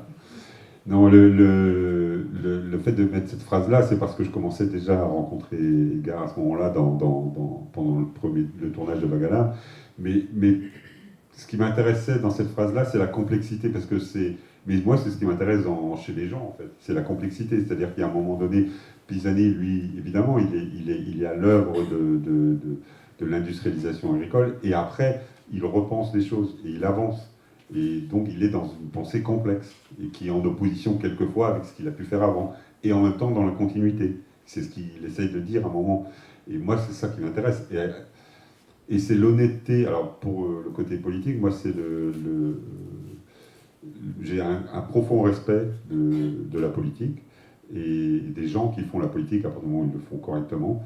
Et cette personne-là, je trouvais qu'il avait cette sincérité, il a une sincérité politique. Il a une vision politique, et il se trompe aussi. Il peut se tromper, mais il a une place politique forte et il est sincère. C'est-à-dire qu'il y reste, on pourrait dire là, droit dans ses bottes aussi. Et même s'il avait, c'est des ambitieux, oui.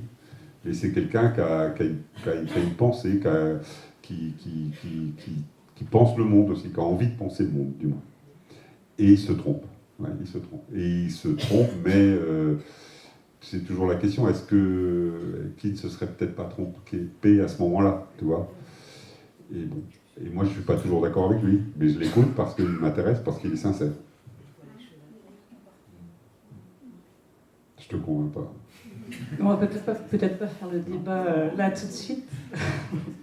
Mais c'est sur donc dans la parole. Alors c'est vrai que c'est un film de parole énormément.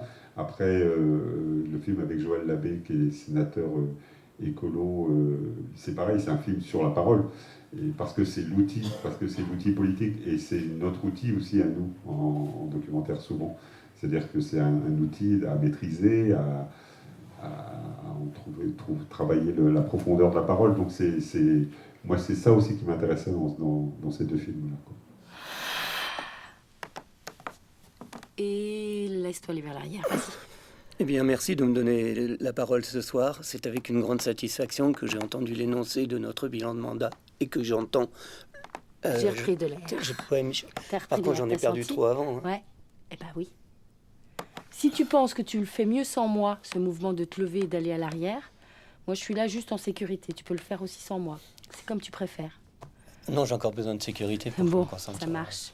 Tu m'envoies ravi. Bonsoir, c'est avec une grande satisfaction que j'ai entendu l'énoncé de notre bilan de mandat dernier et que j'ai également entendu... C'est bien. Qu'est-ce qui se passe?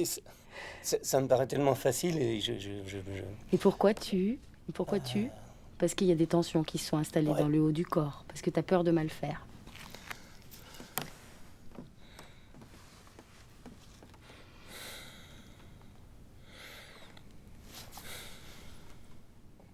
On essaye encore un coup ou on passe à autre chose? Non, on essaie encore un coup. Allez, ça marche. Ouais. Merci Marie-Laurence de bien vouloir me donner la parole ce soir. C'est avec un grand plaisir et une grande satisfaction que je vous ai... Stop. Là, tu serres ici. Ouais. Va prendre dans le contact qu'il y a là, va le prendre ça comme un appui sur lequel tu fais sortir la voix.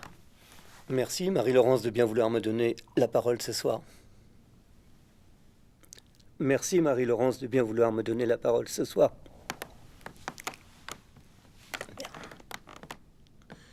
Merci Marie-Laurence de bien vouloir me donner la parole ce soir.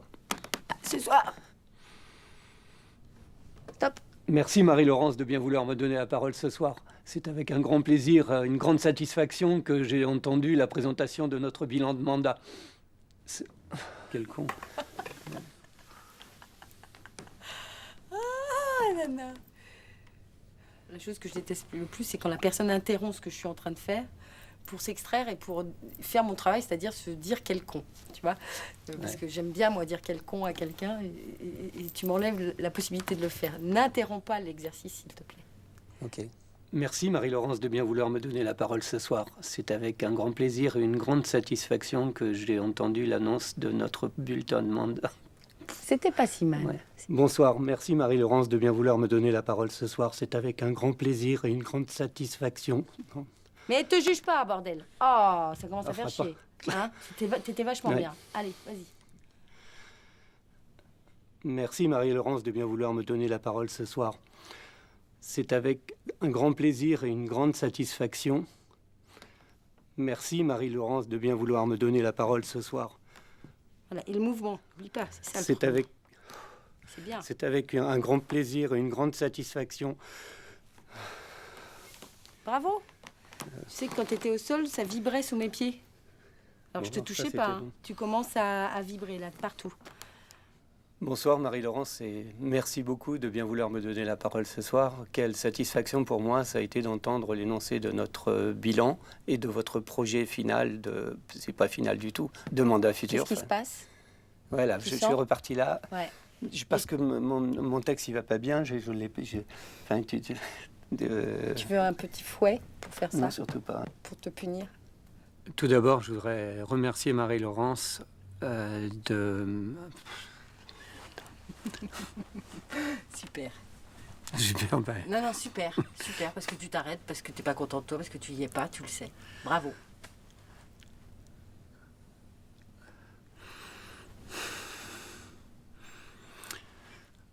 Je voudrais tout d'abord remercier Marie-Laurence de bien vouloir me donner la parole pour cette avant-dernière fois, puisque la dernière sera dimanche prochain pour la proclamation des résultats où sera décidé par le vote démocratique qui sera ma successeur. Je vais dérouler mon propos sur 3 axes. Je vous parlerai d'abord de ma démarche pour quitter cette fonction, ne plus être candidat. Ensuite, je vous parlerai de notre commune de Saint-Nolff, où elle en était, ce qu'elle est devenue, dans quel état je la laisse. Et enfin, je vous parlerai de Marie-Laurence, de sa jeunesse, parce qu'elle est particulièrement jeune, et pourquoi c'est elle que nous avons choisie, parce que ça a été collectif, nous l'avons choisie comme candidate à ma succession. Encore une histoire de transmission, de parole et de transmission. Beaucoup de paroles, c'est-à-dire que c'est vrai que et là sur ce film, il y a aussi encore, on se retrouve avec ce rapport que j'avais vécu avec les ramasseurs de volailles. C'est-à-dire qu'il y a un moment donné, je décide je propose à Joël un film sur lui, sur sa vie de sénateur. Donc c'était la suite en gros de Pisani, c'est-à-dire comment aujourd'hui la politique se fait, comment il y a pour en l'occurrence un homme comme Joël qui a cette sincérité politique chevillée au corps et comment il la pratique. Et on tourne, et je me rends compte en fait que Joël ne sait pas parler, mais enfin dans le sens en considérant que la parole pour l'homme politique est un peu comme une machine-outil autrement, mais ça fait partie de son outil de travail.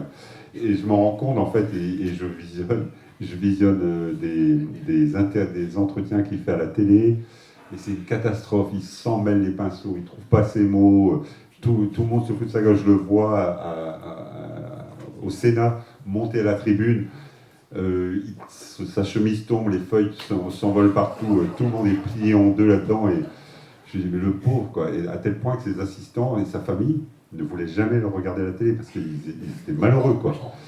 Et j'exagère à peine quoi le truc, et à un moment donné je lui propose, et c'est pareil, on avait travaillé déjà pendant un an et demi, presque 2 ans, et je lui propose, je dis écoute, moi je te propose quelque chose, c'est de te filmer sur un travail que tu vas faire autour de la parole. C'est pas un coach qu'il te faut, mais moi je te propose que tu trouves quelqu'un, un metteur ou une metteuse en scène, qui t'accompagne dans ce travail. Il réfléchit un moment, pas très longtemps en fait, et là tout de suite il me dit, mais écoute, on est d'accord, 2 conditions. C'est que c'est toi qui choisis la personne qui va m'accompagner, et tu es obligé d'être là à toutes les séances. Donc on l'a fait, et il a souffert. On le voit là, mais il a vraiment souffert. Et là, je me dis, mais là c'est extraordinaire parce qu'il y a quelqu'un. Alors il y a deux choses qui me passent par la tête à ce moment-là. Il y a quelqu'un qui se livre, qui se donne. C'est un homme public quand même. Il démarre ses mandats de sénateur. Il n'a pas une ambition comme Edgar Pisani de vouloir être ministre, voire président. Il veut simplement il a une ambition politique, tout simplement. Et ce bonhomme est capable, à ce moment-là, de tout mettre en jeu, parce qu'il sait qu'il va éventuellement être l'air ridicule, il sait que ça ne se fait pas de montrer ça, et il sait que ça va être à la télé, que tout le monde et tous ses collègues vont le voir. Mais il y va. Et il me fait une confiance mais absolue. Et donc ça, c'est la première chose. Et la deuxième chose, c'est de se dire, mais en fait, c'est quoi alors le documentaire, on parle souvent de cinéma du réel. Alors, et là, je me rappelle d'un des cours que j'avais eu, où on démarrait comme ça, c'est un cours de sémantique. Il disait, le réel n'existe pas. Ah mince, alors, le réel n'existe pas. Et en fait, c'est vrai, le réel n'existe pas. C'est la même chose avec les ramasseurs de volailles. C'est-à-dire le réel qu'on voit, si on les voit comme ça n'existe pas. C'est le réel, c'est ce qu'ils ont dans la tête. C'est ça c'est un réel. Et là, moi, je me trouve à filmer le réel, et en fait, par l'action de cinéma, je modifie, parce que jamais Joël n'aurait fait ce truc-là, ces cours-là. Jamais il les aurait fait. Donc, ça veut dire qu'il y a un moment donné, on modifie quelque chose. On intervient avec la caméra, on intervient avec son positionnement, et on modifie le cours des choses. C'est-à-dire que la caméra, on dit, là, nous, on regarde, on est simplement observateur. C'est mon cul, ouais, c'est juste, on est acteur, en fait. On est acteur, quand on filme, on est acteur. Et là, il y a un truc que je me rends compte, dont je me rends compte. On est acteur et on modifie le cours. Avec la personne qui est filmée. C'est-à-dire, lui, quand je parlais du contrat avec le personnage, lui, il est à ce moment-là, il sait pourquoi il veut être filmé. Alors, ça n'a pas fait Jean Jaurès, hein, mais ça a fait un gars qui a su porter ces choses et qui les a portées. C'est lui, la loi contre les pesticides, c'est lui. Et il l'a porté, et il le dit. Il dit, moi, ce travail que j'ai fait là m'a permis d'imposer ces choses-là, quoi, et d'imposer ma vision politique. Et là, on voit une co-construction d'un personnage, quoi. Il se construit comme personnage politique, et il passe de celui dont on pouvait se moquer à un personnage dont on accepte les défauts, jusqu'à son petit succès médiatique avec sa page au Télérama, où là, il apparaît avec son défaut, mais ce qui est important, c'est l'homme qui a combattu les pesticides, c'est ce qui va réussir. Mais contrairement à toi, il n'a pas forcément réussi sa transmission politique. Non, ça... peut-être, parce qu'il a peut-être transmis ailleurs, lui aussi, que sur sa ferme de Saint-Dolphe. Et parce que comment dire, Joël, lui, il s'est vraiment servi de ce film-là pour avancer, quoi. Et il l'a utilisé vraiment à fond. Ça a été très douloureux d'être filmé, mais il a joué le jeu jusqu'au bout. Ils ont perdu la mairie de Saint-Dolphe, donc tout le travail qu'ils avaient fait a été un peu gommé rapidement. Mais ça fait partie des aléas de la vie politique. Aujourd'hui, là, il se retire, il finit dans 15 jours, 3 semaines, je crois. Il arrête, il a fini.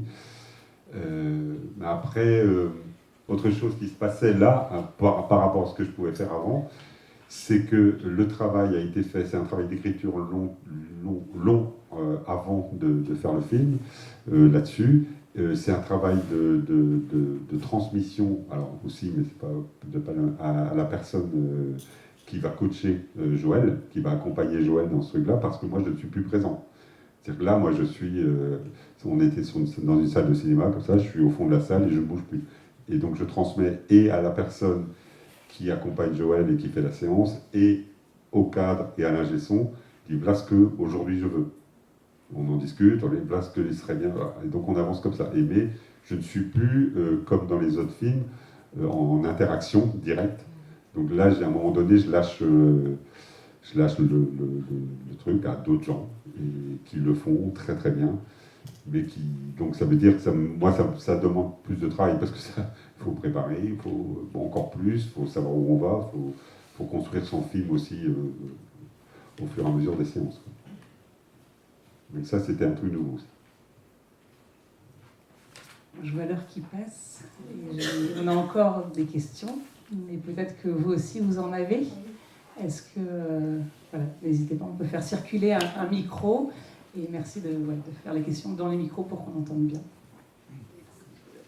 C'est tombé.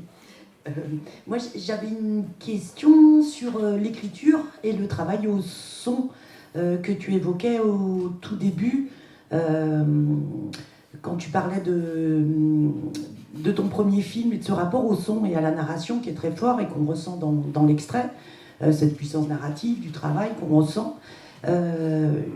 Tu disais qu'il y avait beaucoup d'intuition, mais je me demandais aussi la part de ta formation, ton rapport au cinéma avant, quand tu étais paysan, Et est-ce que tous ces outils, tu les as eus dans ta formation? Et j'y pensais particulièrement parce que je crois que tu transmets aussi en cinéma à Tifilm. Voilà, pour continuer un petit peu sur cette idée et sur l'outil narratif.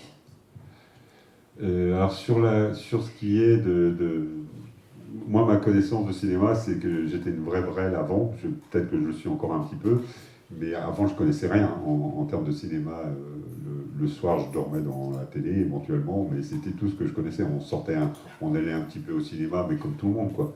Donc je n'avais aucune connaissance. Je l'ai appris en fait en formation, vraiment. Et en faisant. Et aussi à l'origine avec Manuela Frésil, avec qui j'ai travaillé sur le premier film, sur un des films qu'elle faisait. Manuela Frésil, c'est la réalisatrice qui avait filmé une partie des archives dans 20 ans sans ferme, et qui m'avait demandé de venir travailler avec elle sur un film qui s'appelait Si loin des bêtes. Et c'est là que j'ai découvert ce métier et que je me dis, tiens, ça c'est intéressant. Et en fait, j'ai appris comme ça. J'ai appris comme ça un peu intuitivement, et après aussi en travaillant à Tifilm, aussi en rencontrant des gens, en écoutant. Mais c'est vrai que l'année de formation a été très... Moi, je me suis gavé, parce que alors c'est une anecdote, mais ça raconte un petit peu l'état d'esprit. C'est-à-dire que je me retrouvais en formation et me levant toujours de très bonne heure. À la fin, la fac où il y avait la formation, c'était un immeuble à part, et j'avais les clés de la fac pour pouvoir rentrer, parce que dans les cours ne commençaient qu'à 9h30, 10h. Moi, ça faisait quelques heures voilà, où je tournais un peu en rond. Et en fait, moi j'avais à ce moment-là accès à la BU, j'étais tout seul, et donc je ne suis pas un grand lecteur, mais j'ai lu un peu, j'ai regardé des films, beaucoup à ce moment-là, et c'est là que je me suis nourri en fait, tout simplement, et après en faisant aussi, un petit peu. Et les films qui t'ont marqué? Les films qui m'ont... Alors moi, quand j'ai démarré, il y a deux films qui m'ont vraiment marqué. C'était un film de L'Élite de Christian Rau, que c'est là voilà, ça se dit, ah putain, si j'arrive à faire ça un jour, ça serait pas mal. Et les films c'était Allende notamment. Et vraiment ça m'avait marqué à ce moment-là. Une question? Hein? Une question? Non, Allende de Patricio Guzmán. C'est un col. Et alors, juste pour l'écriture, parce que je repense à ta question. Et sur l'écriture, après, l'écriture, moi je suis pas... Oui, il y a un truc d'instinct en réalisation, je pense, que je peux avoir. Je pense que je peux avoir des idées de réalisation. Je ne suis pas très bon en écriture de préalable, c'est-à-dire penser le film, l'échanger, oui, penser à comment il peut se structurer, accompagner au montage, oui. Sur l'écriture des films, j'ai beaucoup de mal, et c'est là où à chaque fois, en fait, il y a des gens avec qui j'ai travaillé, et notamment sur le dernier avec Céline Dréan, avec qui on a beaucoup parlé. En fait, on a parlé de film, et elle a mis en mots, en forme le truc.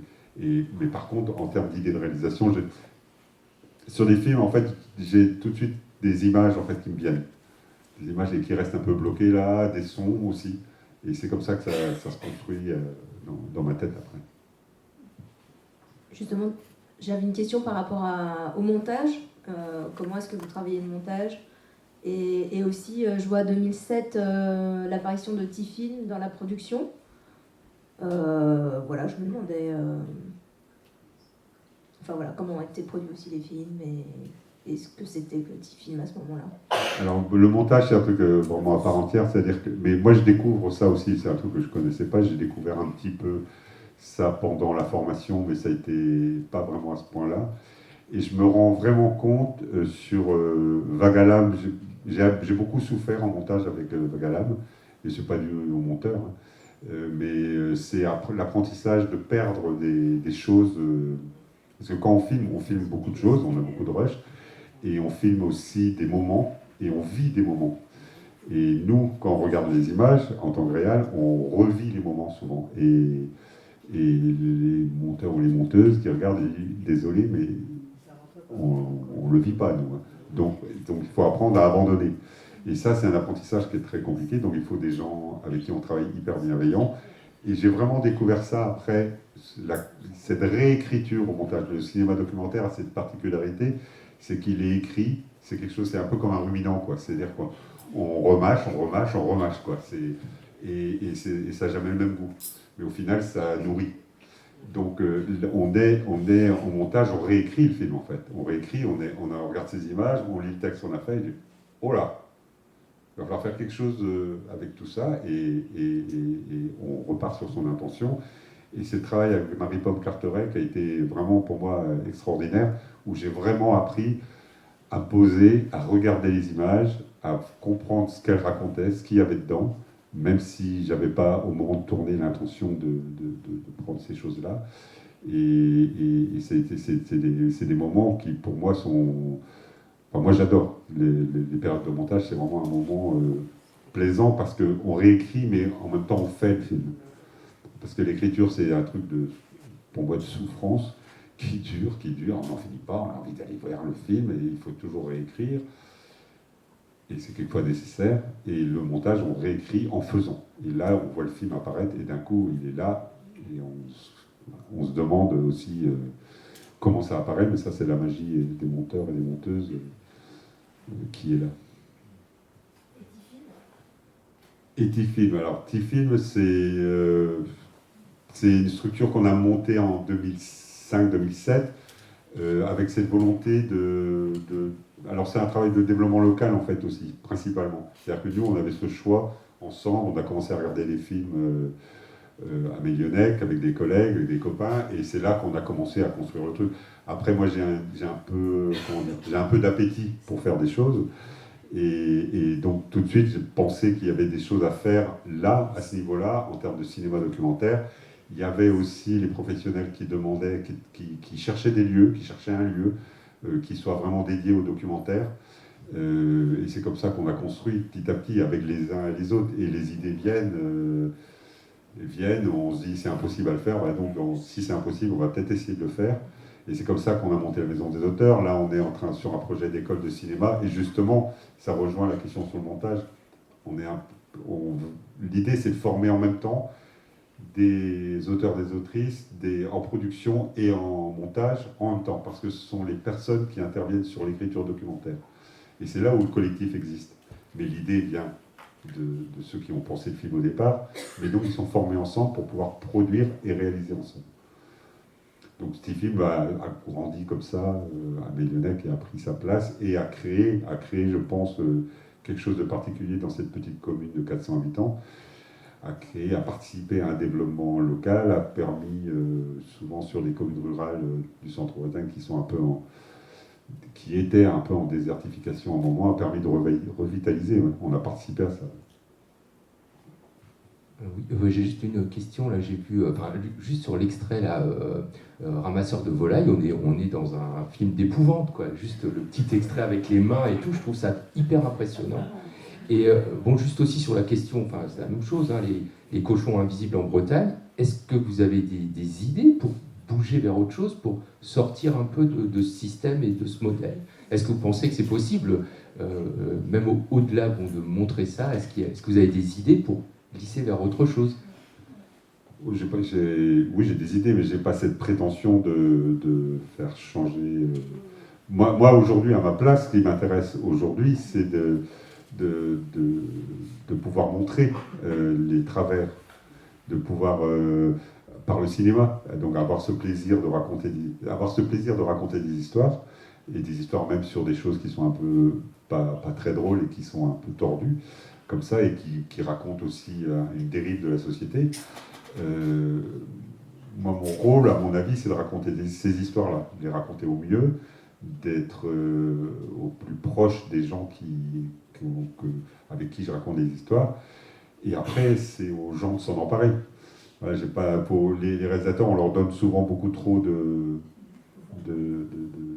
on attend beaucoup trop d'eux, en fait, on leur donne beaucoup trop d'aura.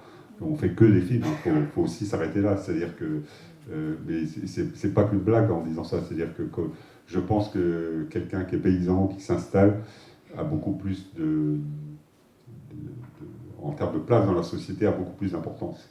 Parce qu'il prend en charge et de nourrir les gens, et d'occuper le territoire et de le conserver, mais pas dans le sens conservateur du terme, mais de pouvoir le transmettre, encore une fois. Nous, en cinéaste, on fait que regarder et trouver des histoires à raconter là-dedans, donc on est des raconteurs d'histoires. Vous avez créé du lien politique avec Isabelle, etc. Oui, mais c'est ce que dit Tanguy, c'est-à-dire que, je crois que tu l'as dit, je ne sais plus, c'est-à-dire qu'on ça interroge, c'est-à-dire par exemple les années, ça l'interroge. Donc voilà, moi je suis content que ça l'interroge.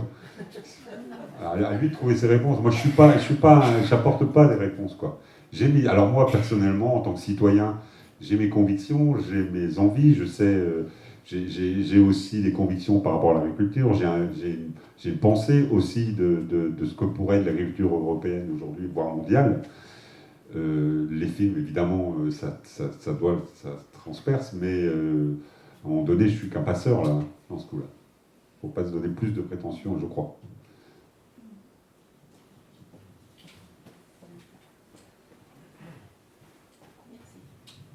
Quelles sont les aides financières qui vous permettent de pratiquer votre art?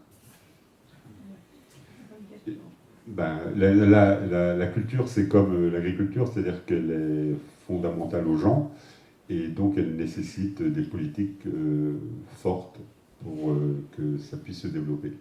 On a aujourd'hui, pour faire des films, alors on a en plus la chance d'être dans un territoire un peu exceptionnel à ce niveau-là, c'est-à-dire qu'on a il faut des diffuseurs, donc on a des télés locales.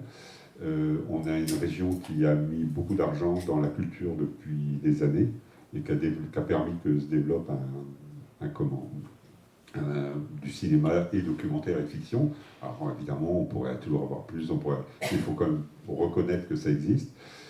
Et après, il y a toutes les aides, c'est pour ça, donc les films se vendent, se financent avant les faits. Donc c'est sur l'écriture. Mais c'est toutes ces politiques culturelles qui sont en place et auxquelles il faut veiller qu'elles continuent d'exister, parce que ça fait partie aussi de l'indépendance de la culture et ça fait partie du fait que des places de cinéma, malgré tout, ne sont pas si chères que ça, et c'est parce que l'État, les collectivités mettent de l'argent. Et donc l'accès à la culture passe par là aussi. Et Biolay, j'ai vu qu'en 2015, vous aviez fait un film, et c'était marqué Tifilm après Biolay. Alors ça fait partie des... Moi j'ai fait quelques films de commande, ce qu'on appelle des films de commande, notamment pour la Confédération Paysanne, Biolay aussi, qui permettent de... Là c'est pas des choix, c'est pas un choix, c'est pas une idée qu'on a eue, c'est une commande, mais qui nous plaît. Moi, je vais pas faire, a priori je ne vais pas faire des choses qui ne me plaisent pas, mais qui permettent aussi de vivre, tout simplement, en tant que... et puis de rencontrer du monde, de faire...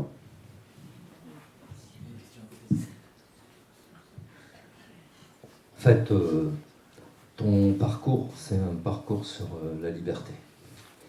Et tu es en train de passer de l'ombre à la lumière.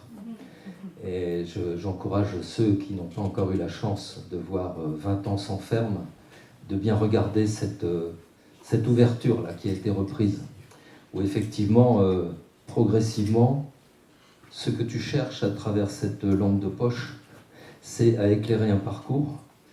Et effectivement, tu es toujours resté paysan, mais en fait, ce n'est plus paysan au sens fermier du terme, c'est paysan au sens appartenir à un pays et faire en sorte de développer ce pays. Et je pense qu'aujourd'hui, j'ai trouvé un nom au village gaulois dans Astérix.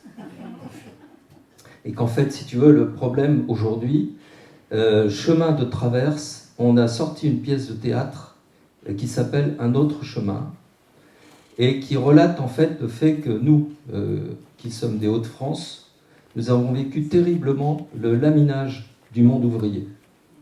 Et le fait qu'aujourd'hui encore, je prendrai simplement un exemple, c'est les filles du Verbaudet qui ont fait grève pendant 3 mois sur Tourcoing, il y a quelques mois, et qui ont eu un salaire de misère. Et une augmentation pour un salaire de misère, je crois que c'est 90 € par mois, si je ne m'abuse. Or, le problème de ces personnes aujourd'hui, c'est qu'elles n'ont aucune compétence et aucune qualification. Et que quand je travaillais dans le textile entre 75 et 80, En fait, nous connaissions nos patrons en chair et en os. Et c'est ce que tu relates, en fait, dans cette approche du réel. Et le fait qu'aujourd'hui, le problème, c'est que nous sommes victimes de tout ce qui peut être des consortiums.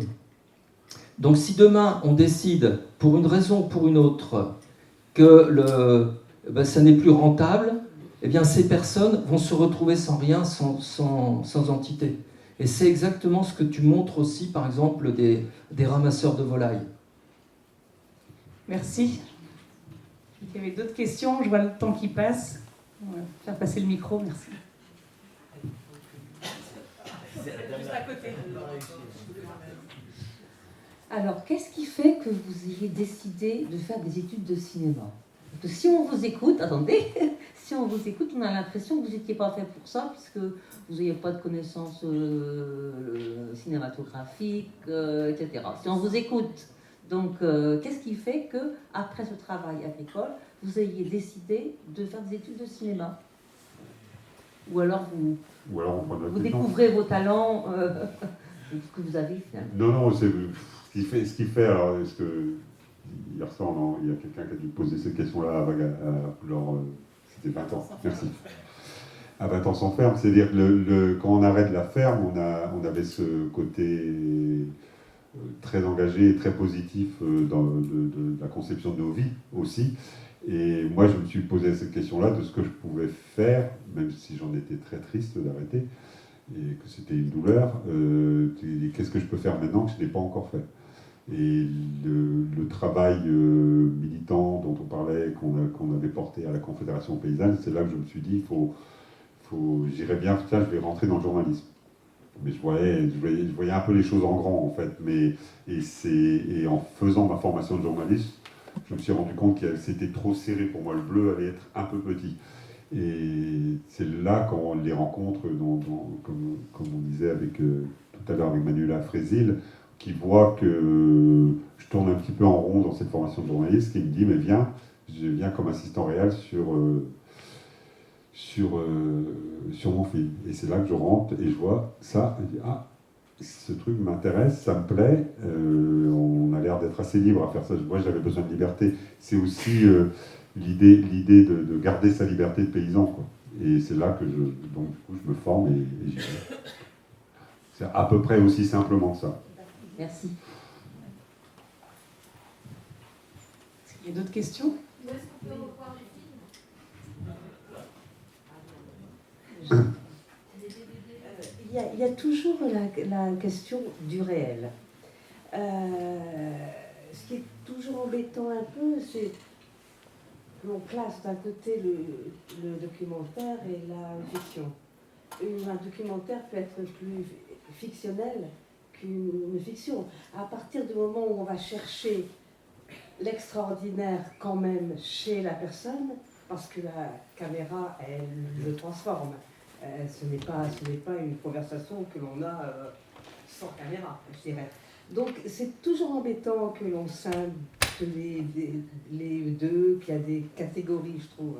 Je trouve qu'il y a des documentaires où la fiction, c'est aussi fort qu'une fiction dans ce que l'être arrive à dire.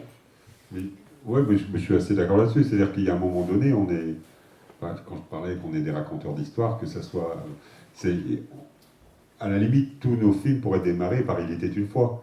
C'est comme un conte, c'est comme je me rappelle une formation qu'on avait faite, une première formation qu'on avait faite à Millionec. La première fois, c'était dramaturgie et documentaire, et où c'était Atik Raimi, qui est un écrivain afghan et qui est cinéaste aussi, qui était intervenu. Et donc, qui accompagnait une dizaine de réalisateurs et réalisatrices de chez nous. Et en fait, lui, il n'a fait parler que de contes. Il a parlé des contes afghans, de la manière de raconter des histoires. Et en fait, c'est ça, c'est que le cinéma documentaire n'est qu'un outil. Et c'est très proche de la fiction aussi, parce que on utilise l'image, mais l'outil est un peu différent. Il est un peu différent, on intervient moins, mais évidemment que dans une histoire qu'on raconte comme ça, comme on peut raconter, on entretient des suspens, on va dire. On entretient un certain nombre de choses pour que, parce qu'on est tous, on est tous et on a tous été des gamins qui ont écouté des histoires qui démarraient par « Il était une fois ». Et on attend à un moment donné que la princesse... voilà. Et donc c'est toujours pareil en fait. Moi je me place vraiment là-dedans et je trouve que l'approche est simple, mais elle permet aussi, je trouve, de pouvoir faire des films qui tiennent un peu la route, j'espère. Peut-être une dernière question, Madame devant. Je vois que vous êtes à la fois producteur et réalisateur. Vous faites un film tous les 2 ans. Il y a très peu de documentaristes en France qui ont cette chance. Ça n'existe pratiquement pas. C'est formidable de faire ça tous les 2 ans. Et je voulais savoir un peu comment vous voyez l'avenir de votre maison de production et voilà, le travail à Millionec. Alors, moi je ne suis pas producteur déjà. Je travaille à Tifilm et c'est vrai qu'on fait un peu de production de films et on accompagne beaucoup de films en écriture et aussi un peu en montage. Des films tous les 2 ans, j'en ai fait au début surtout parce que je suis un peu boulimique aussi quelquefois. Et ça s'est calmé parce que Tifilm a pris beaucoup de place. Et puis là, on a redémarré 20 ans sans film. C'est vrai que ça me donne envie, ça me titille d'autres films à faire, que je pense que j'ai à faire. Après, l'évolution, on revient sur les financements publics, c'est-à-dire qu'il y a un moment donné, c'est quelque chose sur lequel il faut veiller vraiment. Et on sent bien, par exemple, on sent la région Bretagne qui est un peu raide financièrement parlant et qui du coup, la culture sera peut-être, et on n'espère pas, le premier à en souffrir. Je ne pense pas aujourd'hui, mais donc il faut toujours y veiller, donc le politique a son importance. Laisser l'expression possible à des cinémas très variés, c'est aussi accepter des formats, des choses différentes, que la télé quelquefois bloque un peu trop.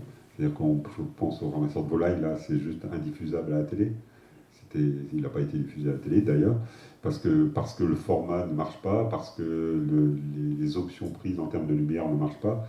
Mais il faut laisser aussi la possibilité aux gens qui font des films de s'exprimer et pas faire. Les formats sont un peu sont très très contraignants.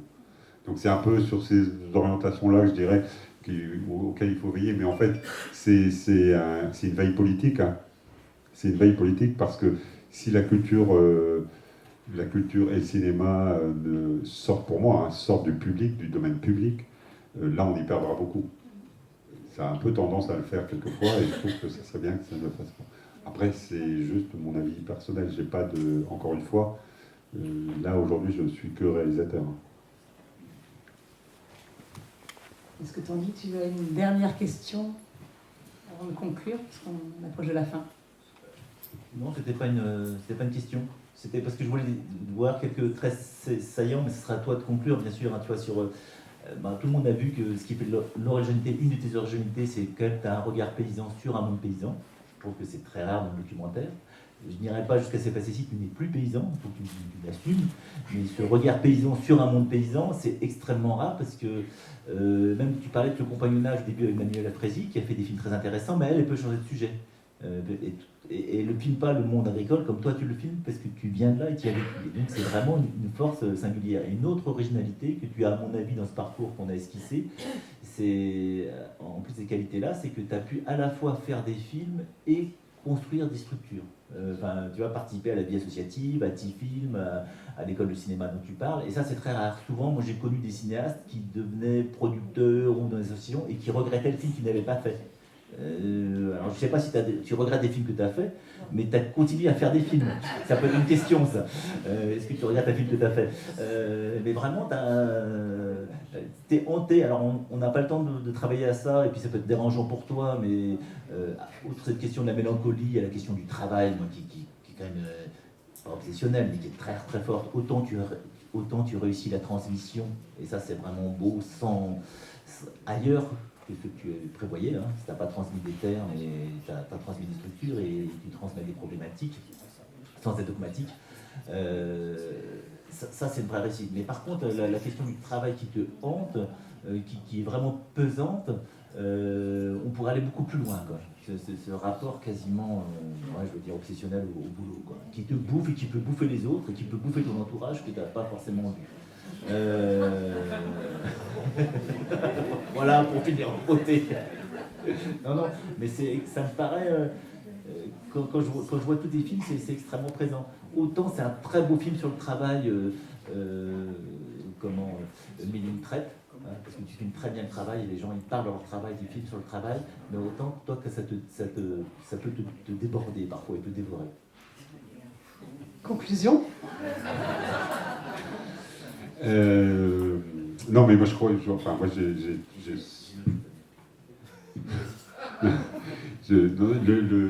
truc par rapport à ça, c'est que le cinéma documentaire, mais en fait je pense aussi quand j'étais paysan aussi, et puis l'engagement à la Confédération paysanne, c'est un besoin de dire des choses et de faire des choses.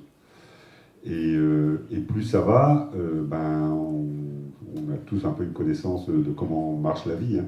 C'est-à-dire que plus on avance, moins il nous en reste. Donc il y a un peu... moi j'ai toujours ce sentiment d'urgence, de faire des choses. C'est d'urgence, et je dis, là, ce matin je me lève, et puis je me dis, mais j'aurai jamais le temps de faire tout ce que j'ai encore à faire. Là je commence à me dire que je n'aurai pas le temps. Donc je vais quand même essayer d'en faire le maximum, mais voilà, j'ai besoin, c'est peut-être un trouble obsessionnel, c'est peut-être un... Mais bon, j'ai appris à faire avec et je m'en sors pas si mal.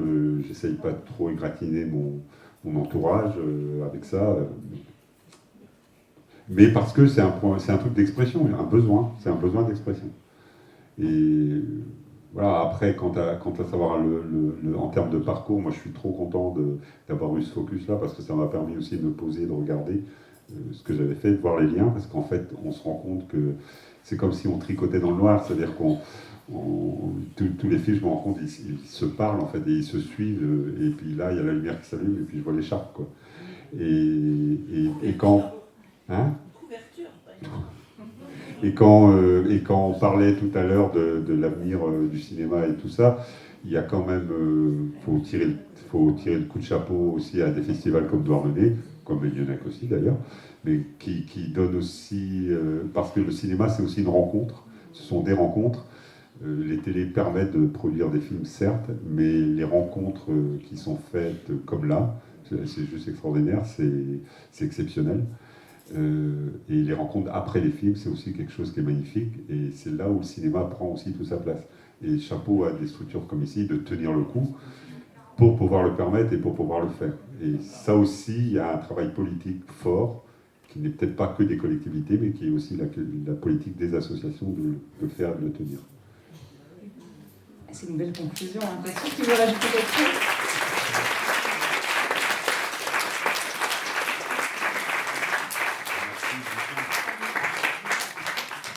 Vas-y, c'est le moment. C'était une super belle conclusion. Moi, je me souviens d'une séance à Mélionnec devant un hangar à patates, où tu avais demandé de présenter un film de Yann Lemasson, Regarde à les yeux grands ouverts. Et je me rappelle, alors moi, avec des a priori, il faut toujours lutter contre ses propres a priori.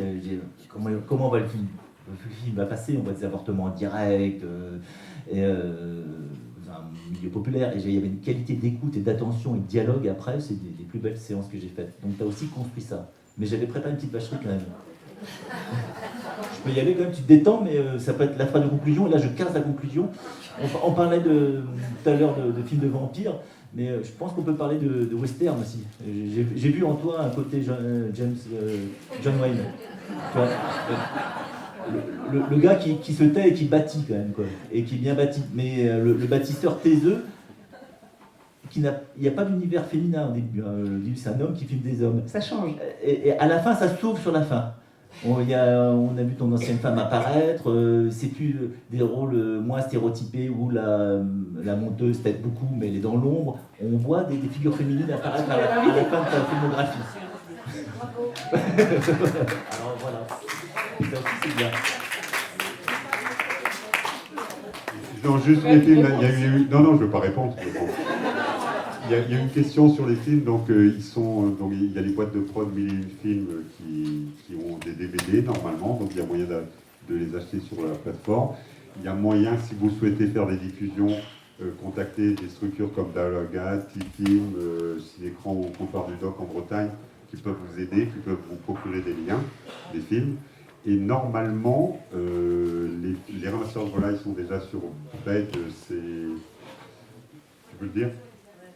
Bretagne, oui, culture et diversité. BED, c'est une plateforme de documentaire en ligne, en accès libre. Et normalement, ce qu'on a vu cette semaine avec la production, c'est que trois autres de ces films-là, Bagalam, Pisani et puis Au risque d'être ce soir, vont être dessus aussi en accès libre.